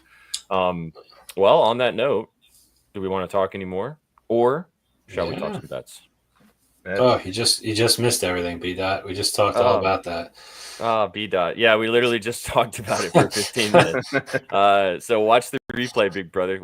But go back and watch it when we're done because we're going to talk about all these individual games now. But go check out the first 15 after the show's over. You can do all of our thoughts about everything. Had some pretty tempered conversation about it. I thought we were going to have a special guest today who's someone who works not in the WNBA specifically, but she covers women's sports. And I knew she would have some thoughts about this, but we'll try to get her on another show. But real quick before we dive in, one thing that we haven't talked about, we've talked about like our opinions on it, the money, but like, do you guys worry about it expanding too fast? I'll be honest, I see a lot of people have all of a sudden become WNBA experts. One guy who owns a large company that I can't fucking stand that I'll name nameless, but he's got a lot to say, man. A lot to say for a guy who just hopped on board this year because all of a sudden he fell in love with Caitlin Clark. But yeah, I mean, listen, could it expand too quick? As long as they keep bringing the money in and they have enough players, I don't see any issue. Mm-hmm. I will say I saw Portnoy's tweet, and somebody retweeted it because I feel the same way as you about him. But somebody retweeted it with the image of, you know, when somebody that you hate posts something good content and the person's like, and it was like I related to that because I was like, damn it, he really said a good tweet here, but everything else is trash. But also we got because B-Dot was making fun of B. So yeah. You missed this, NZ, but over the last like six or 7 shows or something, V will like, I'll do a sell job of something, and then I said the Valkyries money line was a play that I really liked and talked about a game, and then I finished my sell job, and V was like, hey, yeah, I really want to know your thoughts on the Valkyries. Do you like them in this game? Are they going to win? After I just like totally gave the whole sell job, and he hasn't lived it down since then. Chat won't forget. We've kind of moved past it, but chat has not forgotten. Bury him.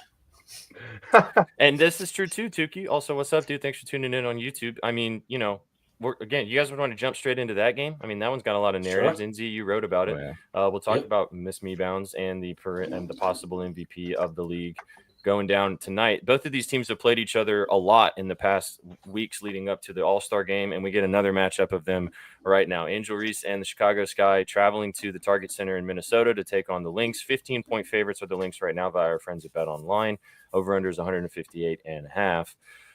This is tough, boys, because you got a situation where, again, they've played each other a lot in the past leading up to the All-Star game. They've seen each other quite a bit. They're probably assuming that there's probably some bad blood between some of these ladies now just because they've seen each other so much. Still no Ariel Atkins in this game for the Sky. NZ, you wrote about it. I'll let you kind of tee it up a little bit more. What are you kind of looking at in this game and what we might see tonight in the Target Center? Well, in all the 3 games that they played this year, the Sky were able to cover. I'm not sure how, but they've been able to compete with these guys. Ariel Atkins has been, you know, she has an impact, but she doesn't have this crazy impact like some of these players like Angel Reese has. And she deserves all the flowers that she can get right now. She is playing on a whole nother atmosphere than a lot of these ladies. If she could get on a team or get help on her team, watch out. I think she's going to become very dangerous, and she already is. I think that they can cover the spread. I mean, they've already shown in 3 games that they can hang with these guys. I mean, they lost, I think, by 5 points one game. They lost by 13 the last time that they played, we got 15 points here, so it is what it is. And they won one of the games. So it's like I can't count them out. They've been playing better basketball. They already got up to 7 wins. And with the way that Reese has been playing and the way that she's played against these guys, I don't see where all of a sudden the answer for her comes in and they all of a sudden stop her. I like her points tonight, 15-plus points for -115. If you're going to don't take her rebounds. Take either points or the PR so that you at least have the ability to catch both. She may have a huge rebounding game, but in case she only comes up with 9 or 10, she's been putting up, 15-plus points in her last 8 games straight. You know, she's had a few 20 pieces in there. She had 16 points against Minnesota. Oh, I'm sorry. Let me rephrase that. She said 22, 19, and 16 in those 3 games against Minnesota. So she's been more than productive. Without Ariel Atkins, her and Camila Cardoso are going to have to perform more and they're going to have the ball in their hand more. So give me the Sky to cover, and give me Reese points.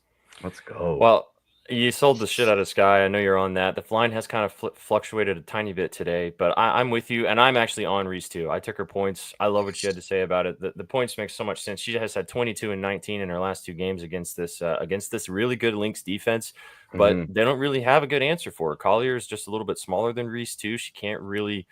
She gets to the bucket, she gets to her spots, and then she gets fouled, and she's a good free throw shooter. So I like the points like you were mentioning. She also, for some reason, this season hasn't really hit the glass as hard as she has against other teams against the Lynx.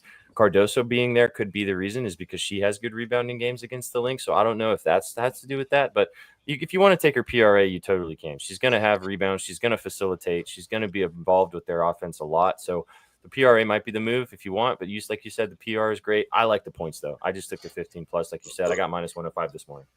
Listen, she ain't hitting the glass as much anymore because she's finally making her shots. Yeah, scoring. If you look at her rebounds, I would say 60 to 75% of her rebounds now are all defensive boards. I mean, yeah, she gets a few in there, but you're not seeing that 10-8 split or 12-8. You're seeing like a 3 to 10 split, and it's a big difference. Which, yeah, I think her improved shooting is definitely not necessarily hurt her rebounding, but on an offensive side, yeah, it's not there anymore because she's finally making buckets. Did you guys see that finally a good clip of her that went viral like last week, right before the All-Star game, where I forget who it was. I'm sorry, but they just basically had 3 or 4 straight clips where Angel was bringing the ball up and teams are kind of like falling behind the nail or below the free throw line, and she was just like straight crossing people up and hitting jumpers. I think that's like what NZ kind of means. Like, there's less me bounds when she's just swishing shit in and like doing it in new ways. That is really surprising the defense, because the defense is just straight playing drop against her, and she's kind of showing that like, hey, if she extends her range to the 3-point line, oh my god, dude. She's not afraid. I mean, I think we can all agree that she's been tough since day one. Yeah. But the talent didn't quite match the toughness and the mouth to go with it at that point. But to give her credit, the development to the point now of where she has now, it is starting to match, and so then it makes it a lot more palatable to watch her play, because she actually has legit talent now. Ladies are going to be falling over themselves to get unrivaled spots. They were trying to fill spots last year, and coming into next year, people are going to be begging for spots. She was on the championship team, if I remember correctly, the Rose. Yep. Defensive player of the year as well. So just to stick on this game, to go to the other side of things, again, if you wanted to roll with Collier, she's got good numbers against this guy previously as well. She had a good game against them right before the All-Star break, coming off that All-Star MVP. Nothing wrong with wanting to take Nafisha here, but I'm going back to this, man. I'm just going to keep taking this until you don't hit anymore. Give me stud bud number 1. Give me Courtney over 27.5 PRA. Now, we didn't say this to start us off, but this is a caveat for all of these games today. This is the first game back from the All-Star break. So there might be some weird rust and stuff going on. Maybe a couple of these ladies are still getting back in form after being a little raucous over the weekend. Not the Lynx. Game. Not the Lynx. Their Twitter made sure to purposely post photos of these girls at practice saying, back on the grind. Yeah, sure. Because their pictures were the worst. Sweating out Crown Royal. I bet you that was a smelly gym. But anyway, said it, forget it. I'm not going to overthink it. Maybe she has a bad game today because of that, but she has cooked the Sky previously. She hit this in 5 of her last 6 games leading up to the All-Star break. She's hit this in 4 of her last 5 versus the Sky, and she hit it in all 3 games against the Sky this season. So again, I like the RA too. She is a scorer sometimes who goes through stretches where she cannot shoot the basketball very well. But I really like the 27.5 PRA. The RA at 12.5 is also a nice bet too. So there's a couple plays for you guys in this game. So did you have any thoughts of a prop or a side or a total in this one that you like before we find No, I just checked out NZ's article, and I'm really with the Sky on the spread. That's why I got so excited. I have that placed after I read his article, so I'm just super pumped. And if we do a slate lay or W5 or whatever we do, I'd love to put that in there if we don't put Angel. Sure. Let's do a slate lay. 5 games. Let's just pick 5 props or 5 things that we like, 1 from each game, and then we'll keep it rolling, and that'll be our parlay today for some fun. I can get down with the Sky. I really like Reese though too. I'm down for 15 points. If the Sky covers, she's scoring 15 points. To be honest, like I don't see a way that if she has to, because they're missing a good 10 to 15 points without Atkins. Exactly. She really has to. Angel? Should we go Angel just to be safe? Getting good value, -114. Yep. Can't be mad at that. Absolutely. for 15 plus. There's a lot of lines today that I thought were interesting. We've talked about it a lot that the lines are soft in the dub, but I think maybe they are kind of respecting them coming back from the All-Star game a little bit. But let's maybe not overthink it too much. All right, so Angel Reese to get us started. That will get the vibes rocking and rolling in the first game. Let's move on to the next game. Big slate today. Vibes are high. Let's go straight to this first. This is actually technically the first game on the slate, which is fun. Two teams we've liked talking about throughout the entire season. The frisky Washington Mystics taking on the Los Angeles Sparks. The Mystics -2.5 here in our nation's capital. The Sparks coming in 2.5-point dogs. Over under set at 167. Flat at our friends at BetOnline. You got Kelsey Plum coming into this game after her All-Star weekend, which was filled with lots of different things that she had to say and play and do all that jazz. Kiki and Citron obviously popping back in after their All-Star appearance too. What do you guys think about this game? Kiki obviously 8-8 before the All-Star break against this team. Secure Austin had a pretty decent game. What do you guys think about this game as a whole before we kind of jump into some props? I like the Mystics in this game, to be honest with you. Kiki's coming off a hell of a game in the All-Star game. You know, double-double. Yeah, she had a great game. I mean, I won't go to my prop yet, but I think that they're the better team in this case over the Sparks. I won't just jump right back. I was going to jump right into the prop. But in the end, these two rookies are playing great. They need Brittany Sykes to play better, though. She has been very inconsistent. If they can get her to play better and they can control Hamby, and I don't know, I don't think Kelsey Plum has been as great as she seems this year, in my opinion. They have every chance to win this game. They're favored for a reason. It's a short line, so 3 points. I think they can do it. But I love Kiki tonight. I love her boards, A+. I mean, she had to, if you want to count the All-Star game, she's had it in 5 straight. 8, 10, and 8, and 10 in her last 4. She had it in her only game against Los Angeles, which they played just on the 15th. I like her to come back in, come right off take the momentum right off that All-Star game right into this game and continue to have a killer season. I dig it. I looked at her PR too. The rebounds is probably the safer route, because of just sometimes her scoring is not as up there. And they've got a lot of scoring options now. Shakira Austin, obviously, Citron, right. Sykes, when she gets going. You know, there's a lot of mouths to feed in that offense, which is not a bad thing to have for that team. But I do like the Kiki play. I'll jump the line. I'll go next. I like something on the other side. You kind of touched on her for just a second. I don't understand this line, really, to be honest with you guys. Dearica Hamby over 15.5 points. Now, you could take her PRA if you would like. She is a good rebounder. She's good for a few assists as well. But, man, I'm just going to go with the points. She just scored 26 against Washington right before the All-Star break. She has had good numbers leading up to the All-Star break, too. She's hit this line in 5 of her last 6 games, which has helped the Sparks play a little bit better because she is a really good player. And I just think that they were still trying to figure out how it was going to work with Plum and her. And obviously, I just forgot the center's name. Zara Stevens. Zara Stevens, thank you. Because I like Stevens a lot, too. I think she's a good player as well. So, but I'm going Hamby. I think this is going to continue here, and I really like the matchup. She's hit this in 3 of her last 4 games dating back to last year against Washington, and like I just said, 26 right before the break against this team. So I'm digging what Dearica is going to do today, scoring the basketball. Plenty of shots are going to go around. I think she can get 16 plus, maybe even flirt with 20 again. Nice. I can't wait to see what kind of role she takes when Brink comes back. I think she's going to get even better. Like she's going to get dangerous because nobody's going to know which way to go first.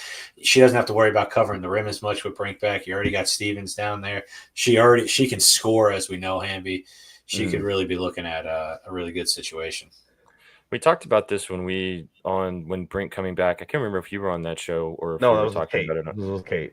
Was this with Kate? That when she does come back, she will take away so much defensive responsibilities from Stevens and from Hamby and just be that anchor down low. And both of those ladies who have been scoring really well can then freely score even more, like you said, because focus a little more on the offensive end, which is going to help this team down the stretch. Maybe they even flirt with trying to get into the playoffs, even though they've got some work to do. But that's a good alley-oop because I took the Sparks +3. I'm with your boy Skit in chat. I think that they are looking up and up. A return of a prime prospect who's supposed to be a franchise cornerstone for you. I think vibes are getting better. Rakia was struggling to start the season, didn't have the best Commissioner's Cup. Then we saw her drop a 30-piece, and now for the last 6 to 7 games, we've seen very good consistency from her. Maybe she's happy here now. Who knows? But the Sparks are actually 3-8 at home and 5-6 away. for whatever reason, they play better on the road. And against this Mystics team, they just got to win. And we talked about this with Kate, SPJ.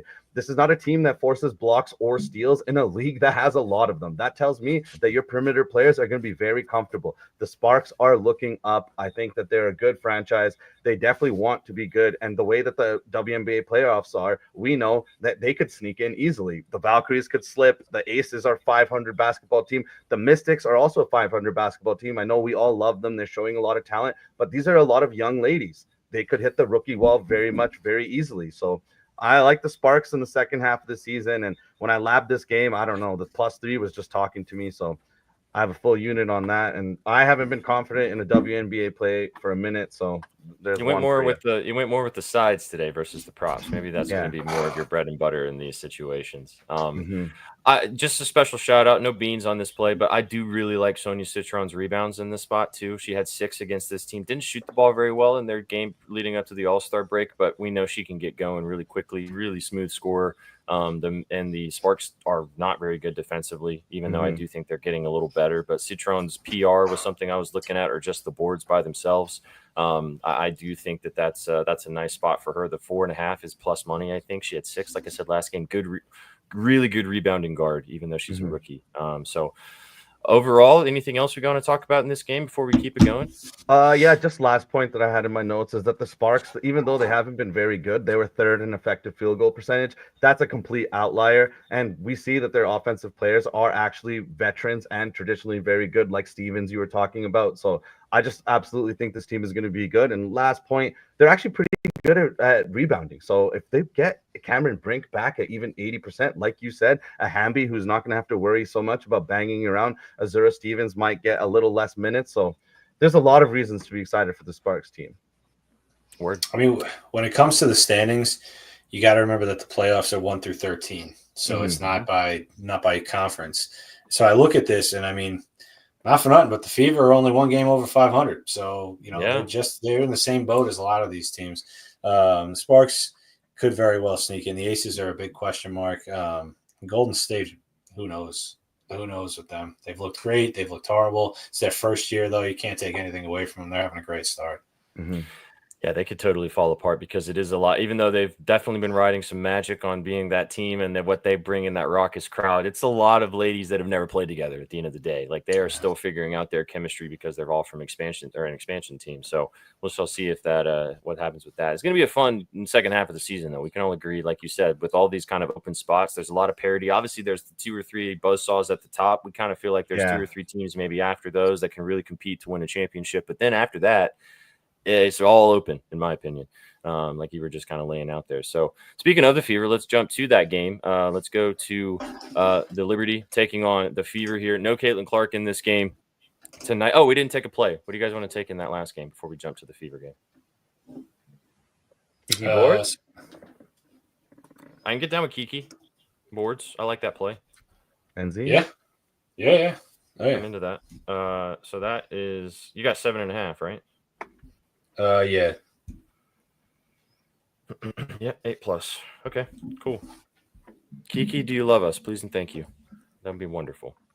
All right, so Kiki, Iriafin over 7.5 boards. Second leg of the parlay. Let's keep it going. Go to this next game. Like I mentioned, the Fever taking on the Liberty in New York in the Big Apple. 10.5 point favorites are the Liberty here. Caitlin Clark still is out of this game, not having returning, unfortunately, pulling that groin again. Didn't do anything at the All-Star game except turn the fuck up at all the parties. But she will not be playing in this game tonight, but she will be on the sidelines supporting the squad. Jonquel Jones, though, is returning. According to news, looking like Jonquel Jones is not on any type of restriction anymore, so she will be making her return to this New York Liberty lineup, and they desperately needed her with how poor they were on the glass and down low. 10.5 point spread kind of is indicative of that, I think, as well. No Clark, Jones makes a bunch of sense. I got a play in this game that I like quite a bit. And wanted to get y'all's thoughts on this before we pass it. She is on a minutes restriction. Okay, she's on a minutes restriction. Did that just come out recently? I saw that she didn't have any limitations, so I guess she is starting though. I do know that. But okay, she's on a minutes restriction. Can't bet anything for her today. There are no lines that I found anywhere. No. Oh, really? I didn't see anything. Yeah, I didn't see anything. I'm sure there will be something probably leading up to tip-off, but I don't know. Sometimes they've been gatekeeping a lot of stuff with props and stuff like that leading up to games, so who knows? Don't you think John Call will have a good game now that the chick that's coming in is like so decorated and she's playing her position? Like I would assume John Call balls out today. I mean, she's also been on the timeline since the last couple of weeks, like saying, "Wait till I come back." Like she's definitely. She was also pissed she wasn't an all-star because she would have been an all-star had she not gotten hurt. 100%. Yeah, probably. Yeah. So I think she's gonna be fun to bet on the back half of the season. I mean, she was averaging a double-double before she got hurt. So, yeah. I got to play. It's on the Fever side though, and it's not what you guys think I'm gonna say. Probably, but I really like this play a lot. And she's been in the starting lineup now. She was at the All-Star game this weekend. You've talked about her a lot throughout the season. I'm taking Sophie Cunningham. Oh, no. You're going to say Lexi Hull. No. It's hard to choose sometimes, but I'm going Cunningham over 12.5 points and rebounds. I like the points too. If you want to go that route, it's 7.5. She is starting now with Caitlin Clark being on the shelf. I just don't understand why this line is 12.5. She has smacked this line in 4 straight games leading up to the All-Star game. All 2 of those 3 games she was a starter. She had 16-10 against Atlanta, 13-5 against Dallas, against Connecticut, 11-3, and then against this same Liberty team right before the All-Star break, 12-4. So again, if you want to just roll with the points, I like that. Her threes is 1.5. She's finally gotten her stroke after kind of struggling to start off the season. She's going to play 25 plus minutes because they need her with no Clark in the rotation. I really like this play. I think this line's too low. It's fair. I like it. Mm-hmm. Not a star necessarily. There's a lot of other angles we could talk about in this one. What are you guys thinking about this game? One person I did like off the news of Jones coming back, kind of taking pressure off of her defensively, even though she isn't the greatest defender. But Breanna Stewart, 20 plus points. It's minus 104. And I'm going off the history, really. She had 24 points against them in the last game. Was that 2 weeks ago or 6 days ago, rather? But she's had 240 bombs against them. Both happened last year. I don't know. She can just score against this team. We obviously know she's a former multiple MVP, champion, yada, yada, yada, yada. I think that she has a good game here. Sabrina has gone a little – she was hot for a while there, and if I'm not mistaken, she cooled off. And she also doesn't have as good of numbers against Indiana. Now, granted, that's with Caitlin Clark playing. Without Caitlin Clark playing, her numbers really don't change that much. So I guess we'll take that. So give me Stewie for 20 plus. I think that she has at least a 25 plus point game.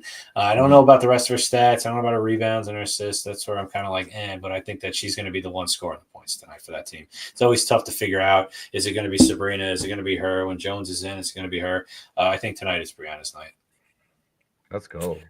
I'm with you that it's difficult to determine which one of those ladies to take. I kind of lean a little bit more with Ionescu coming out and cooking just because she won the 3-point competition. She looked good in the All-Star game.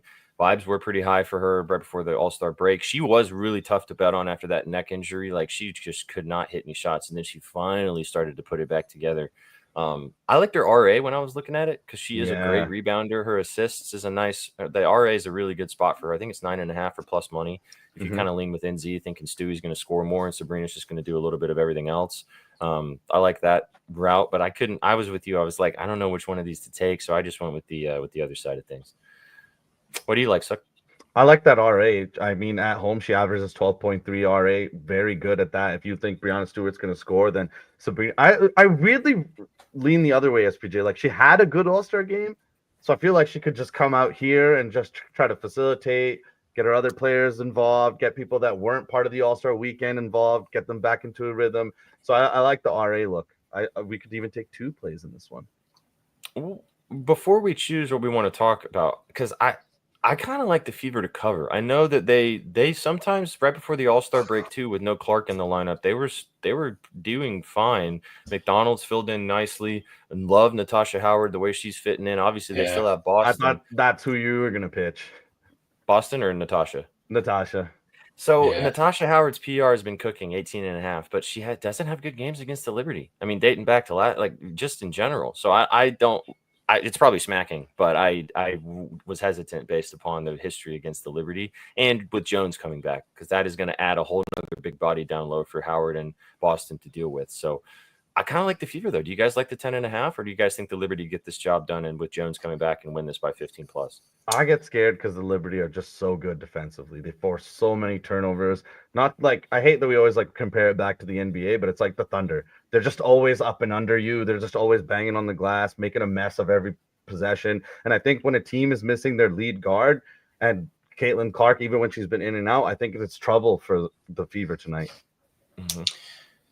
10 points is a lot of points. And I feel like the Liberty have a lot of trouble covering big spreads. If I'm not mistaken, they blew they won the games. Don't get me wrong, they didn't blow anything. But they blew covering the spread against the Valkyries, I think, twice, and it was like a 17 and a 19-point spread. It's something ridiculous. Could they win this game by 10 plus? Yeah, or 11 plus rather.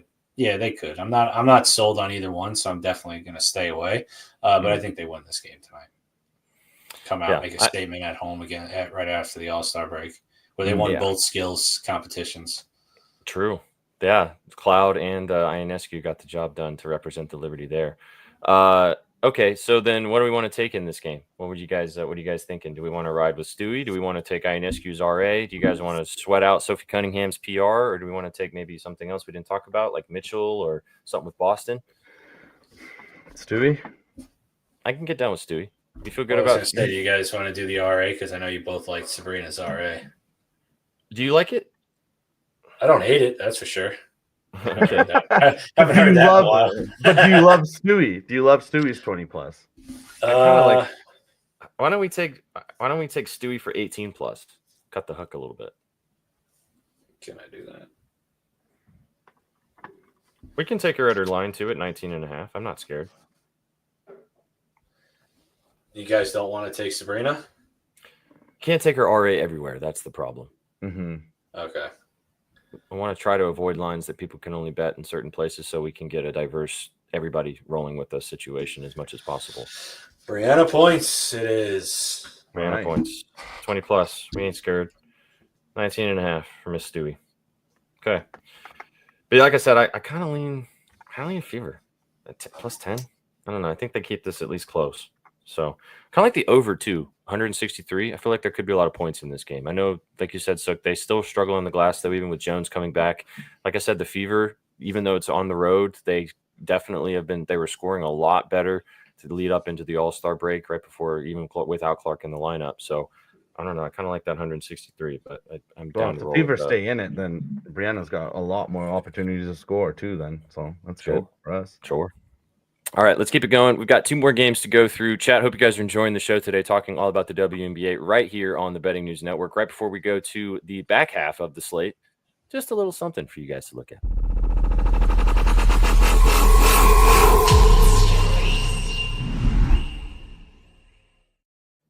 All right, now.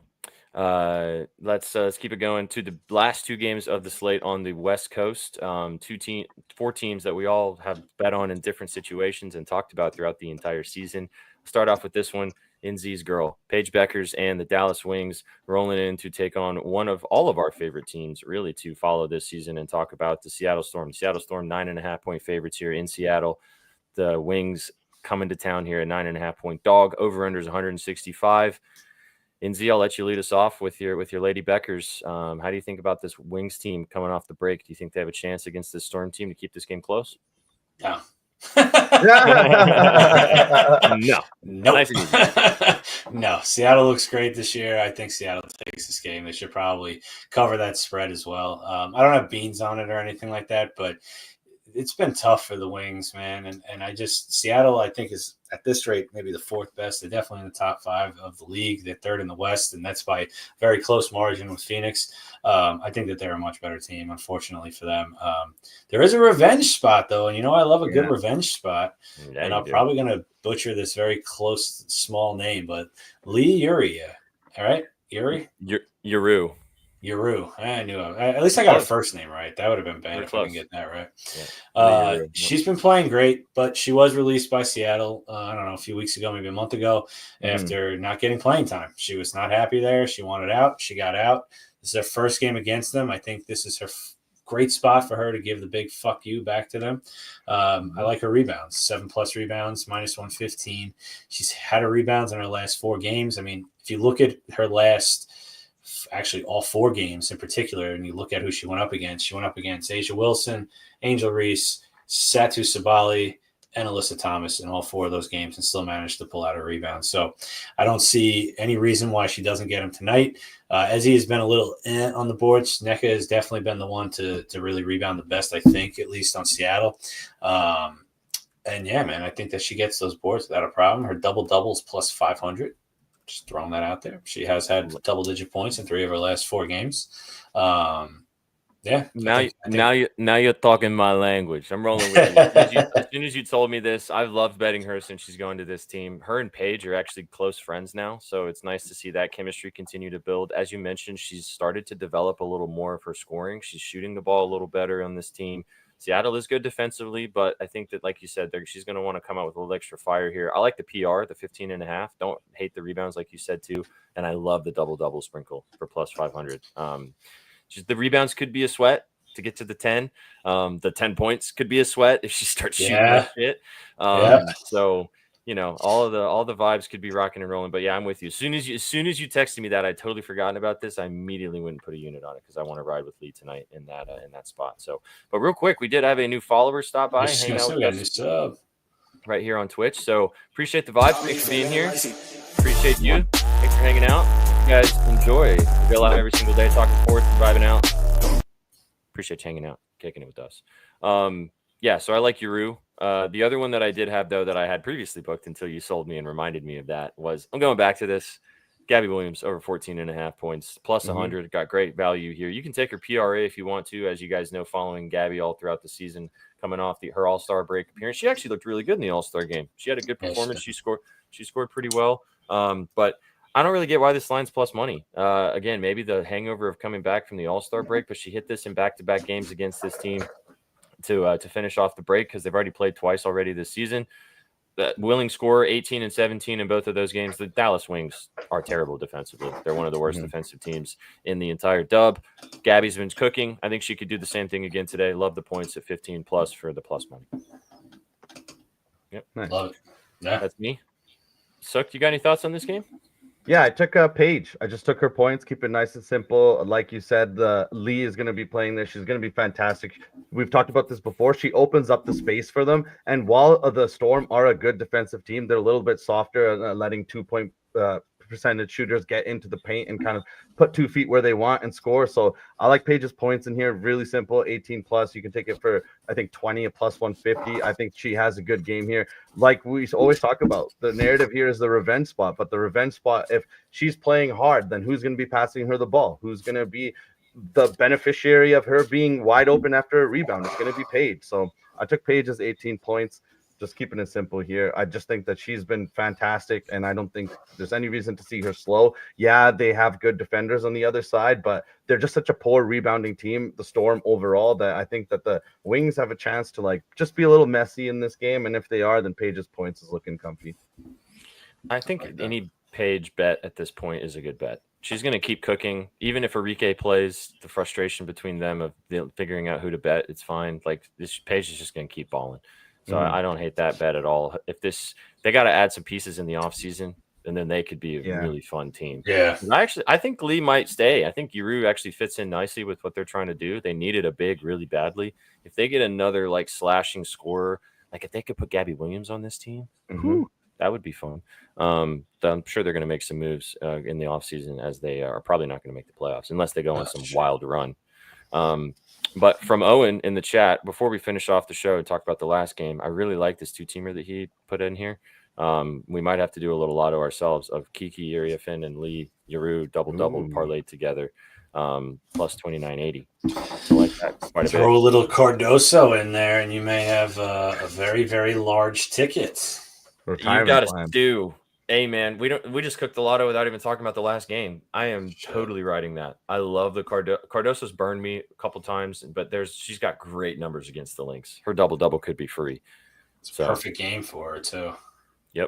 Yep, exactly. I love that. I'm definitely gonna, before we get out of here, I'm gonna book that because that's a nice little 3-guys little lotto for you guys. What are the odds? What was it, plus 12,000 or something? I don't know. I'm trying to not get stuck in internet hell. So you're doing a great job. So don't do anything. I'm making sure that I only press so many buttons on the phone at once. So you're doing fantastic. So just stick with that. All right, boys. What do we want to take in this game to cap off before we go to the last game? What are we thinking? I think we go with either Paige or Gabby's points. What are you guys thinking? Yeah, I can get down. I mean, I really like Gabby, 15 plus. I can get down with Paige though. Let's do Gabby. Let's do Gabby. Okay. 13.5 actually. Let's go. It's actually down a point, so that's nice. Gabby Williams, 13.5 points. The child agrees. All right, last leg. Let's go to the last game of the night here. Chat, thanks for stopping by and kicking and talking the dub with us. If you'd like to drop a dub in the chat, and if you're having a great time, let's go. Last game, Asia Wilson and the Las Vegas Aces taking on the Atlanta Dream. This could be the game of the night. This game is going to be really fun between the Aces and the Dream. 1 point favorites are the Aces here. The Dream +1, over under set at 161. We've got Asia was absolutely cooking going into the All-Star break. Back-to-back 30 pieces. She's had great games against the Dream last season. 3 games, she's destroyed her points line against this team. New pieces, though, in the Dream. This Dream team is really, really fun. What are you guys kind of thinking in this game? I have zero bets in this game. Liked quite a bit of stuff, but didn't actually end up getting over the line with anything specifically. What did you guys like?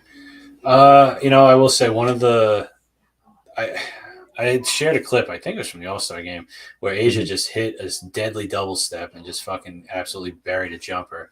But I'm not going to go with her in that game. I really don't know who wins this game. I mean, I personally think the Dream are the biggest frauds of the league. Their record does not speak to the team that they are. I don't know how they keep winning games, but hey, you manage to win games. That's all that matters. Doesn't matter how you win the games. But I really like Jackie Young.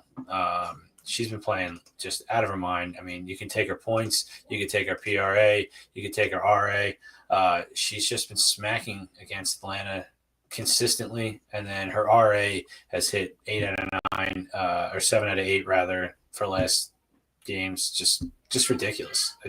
I saw this and saw so much green, and then against them, it's like I just can't stay away from her on this one.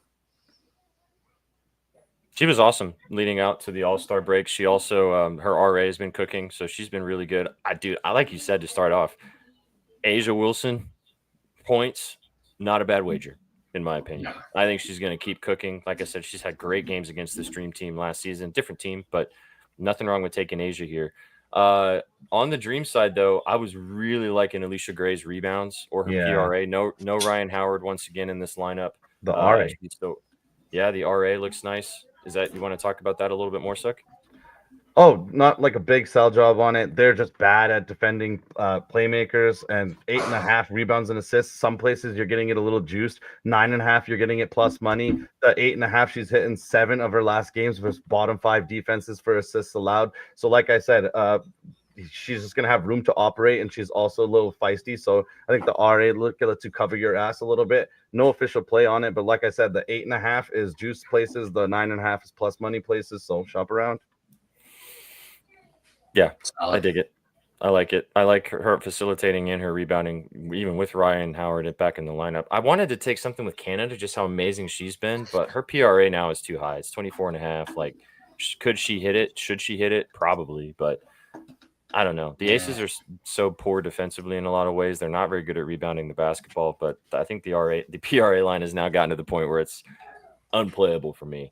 So I like that great play quite a bit. I'm with you on that one. And again, I like Asia. I don't think I'm probably going to end up cooking something up for this game since it is a little bit later. If I make some units on the early games, I'll probably put something in for this one, but no bets right now. What do you guys want to put in the parlay?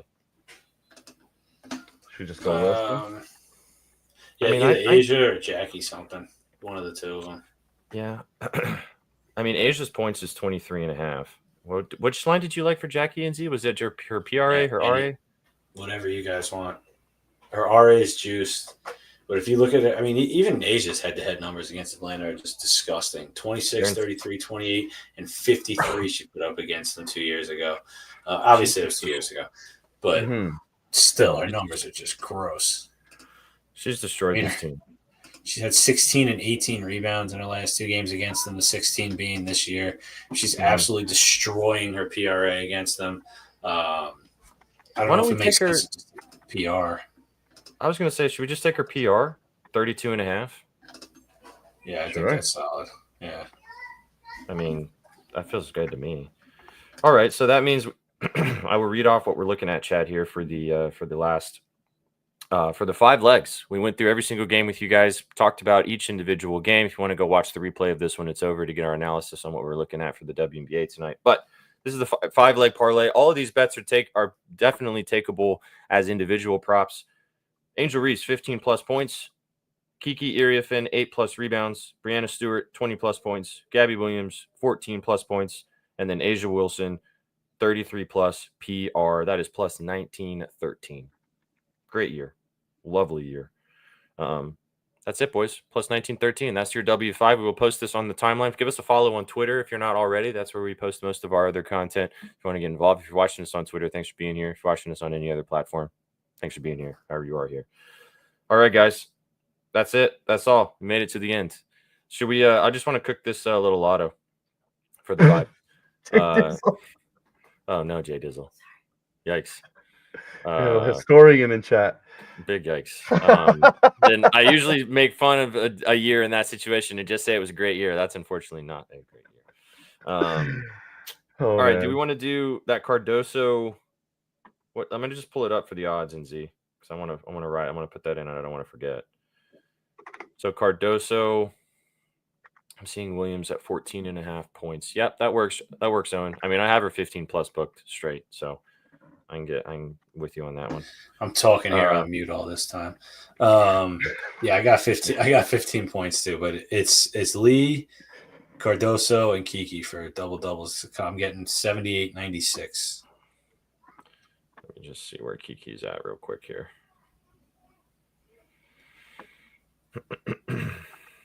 I'm getting 99.10. You're on the right book, and I'm not. Yeah. I'm gonna get greedy though. Book you're on. Yeah. All right now. I'm just gonna leave it. There's your 3. If you guys want to ride a little lotto, just 3 double doubles. 3 ladies, double D's. Let's get after it. Plus 99.10. All right now. Plus 99.10. Camila Cardoso from the Sky for a double-double, Lee Aru for a double-double, and Kiki Iriafen for a double-double. If you really wanted to be smarter than this, if you don't want to ride with the double-doubles, you could take them all for 10 rebounds. It's probably still nice value, and then you don't have to worry about the points just because Cardoso sometimes can forget how to shoot. Lee sometimes can forget how to shoot. Kiki sometimes can just not shoot, period. So if you want to get a little less frisky, I feel like that's probably still in the plus 2,000 range. So if you want to go that route, but yeah, you should see good numbers on that. Yeah, but Mama didn't raise no quitter, so I'm just going to go straight to the double doubles. And that double double is if you put a lovely cup of coffee on that. I'm just gonna have to send you guys the screenshot because that is hilarious. You guys know how I normally put $6.69 on these.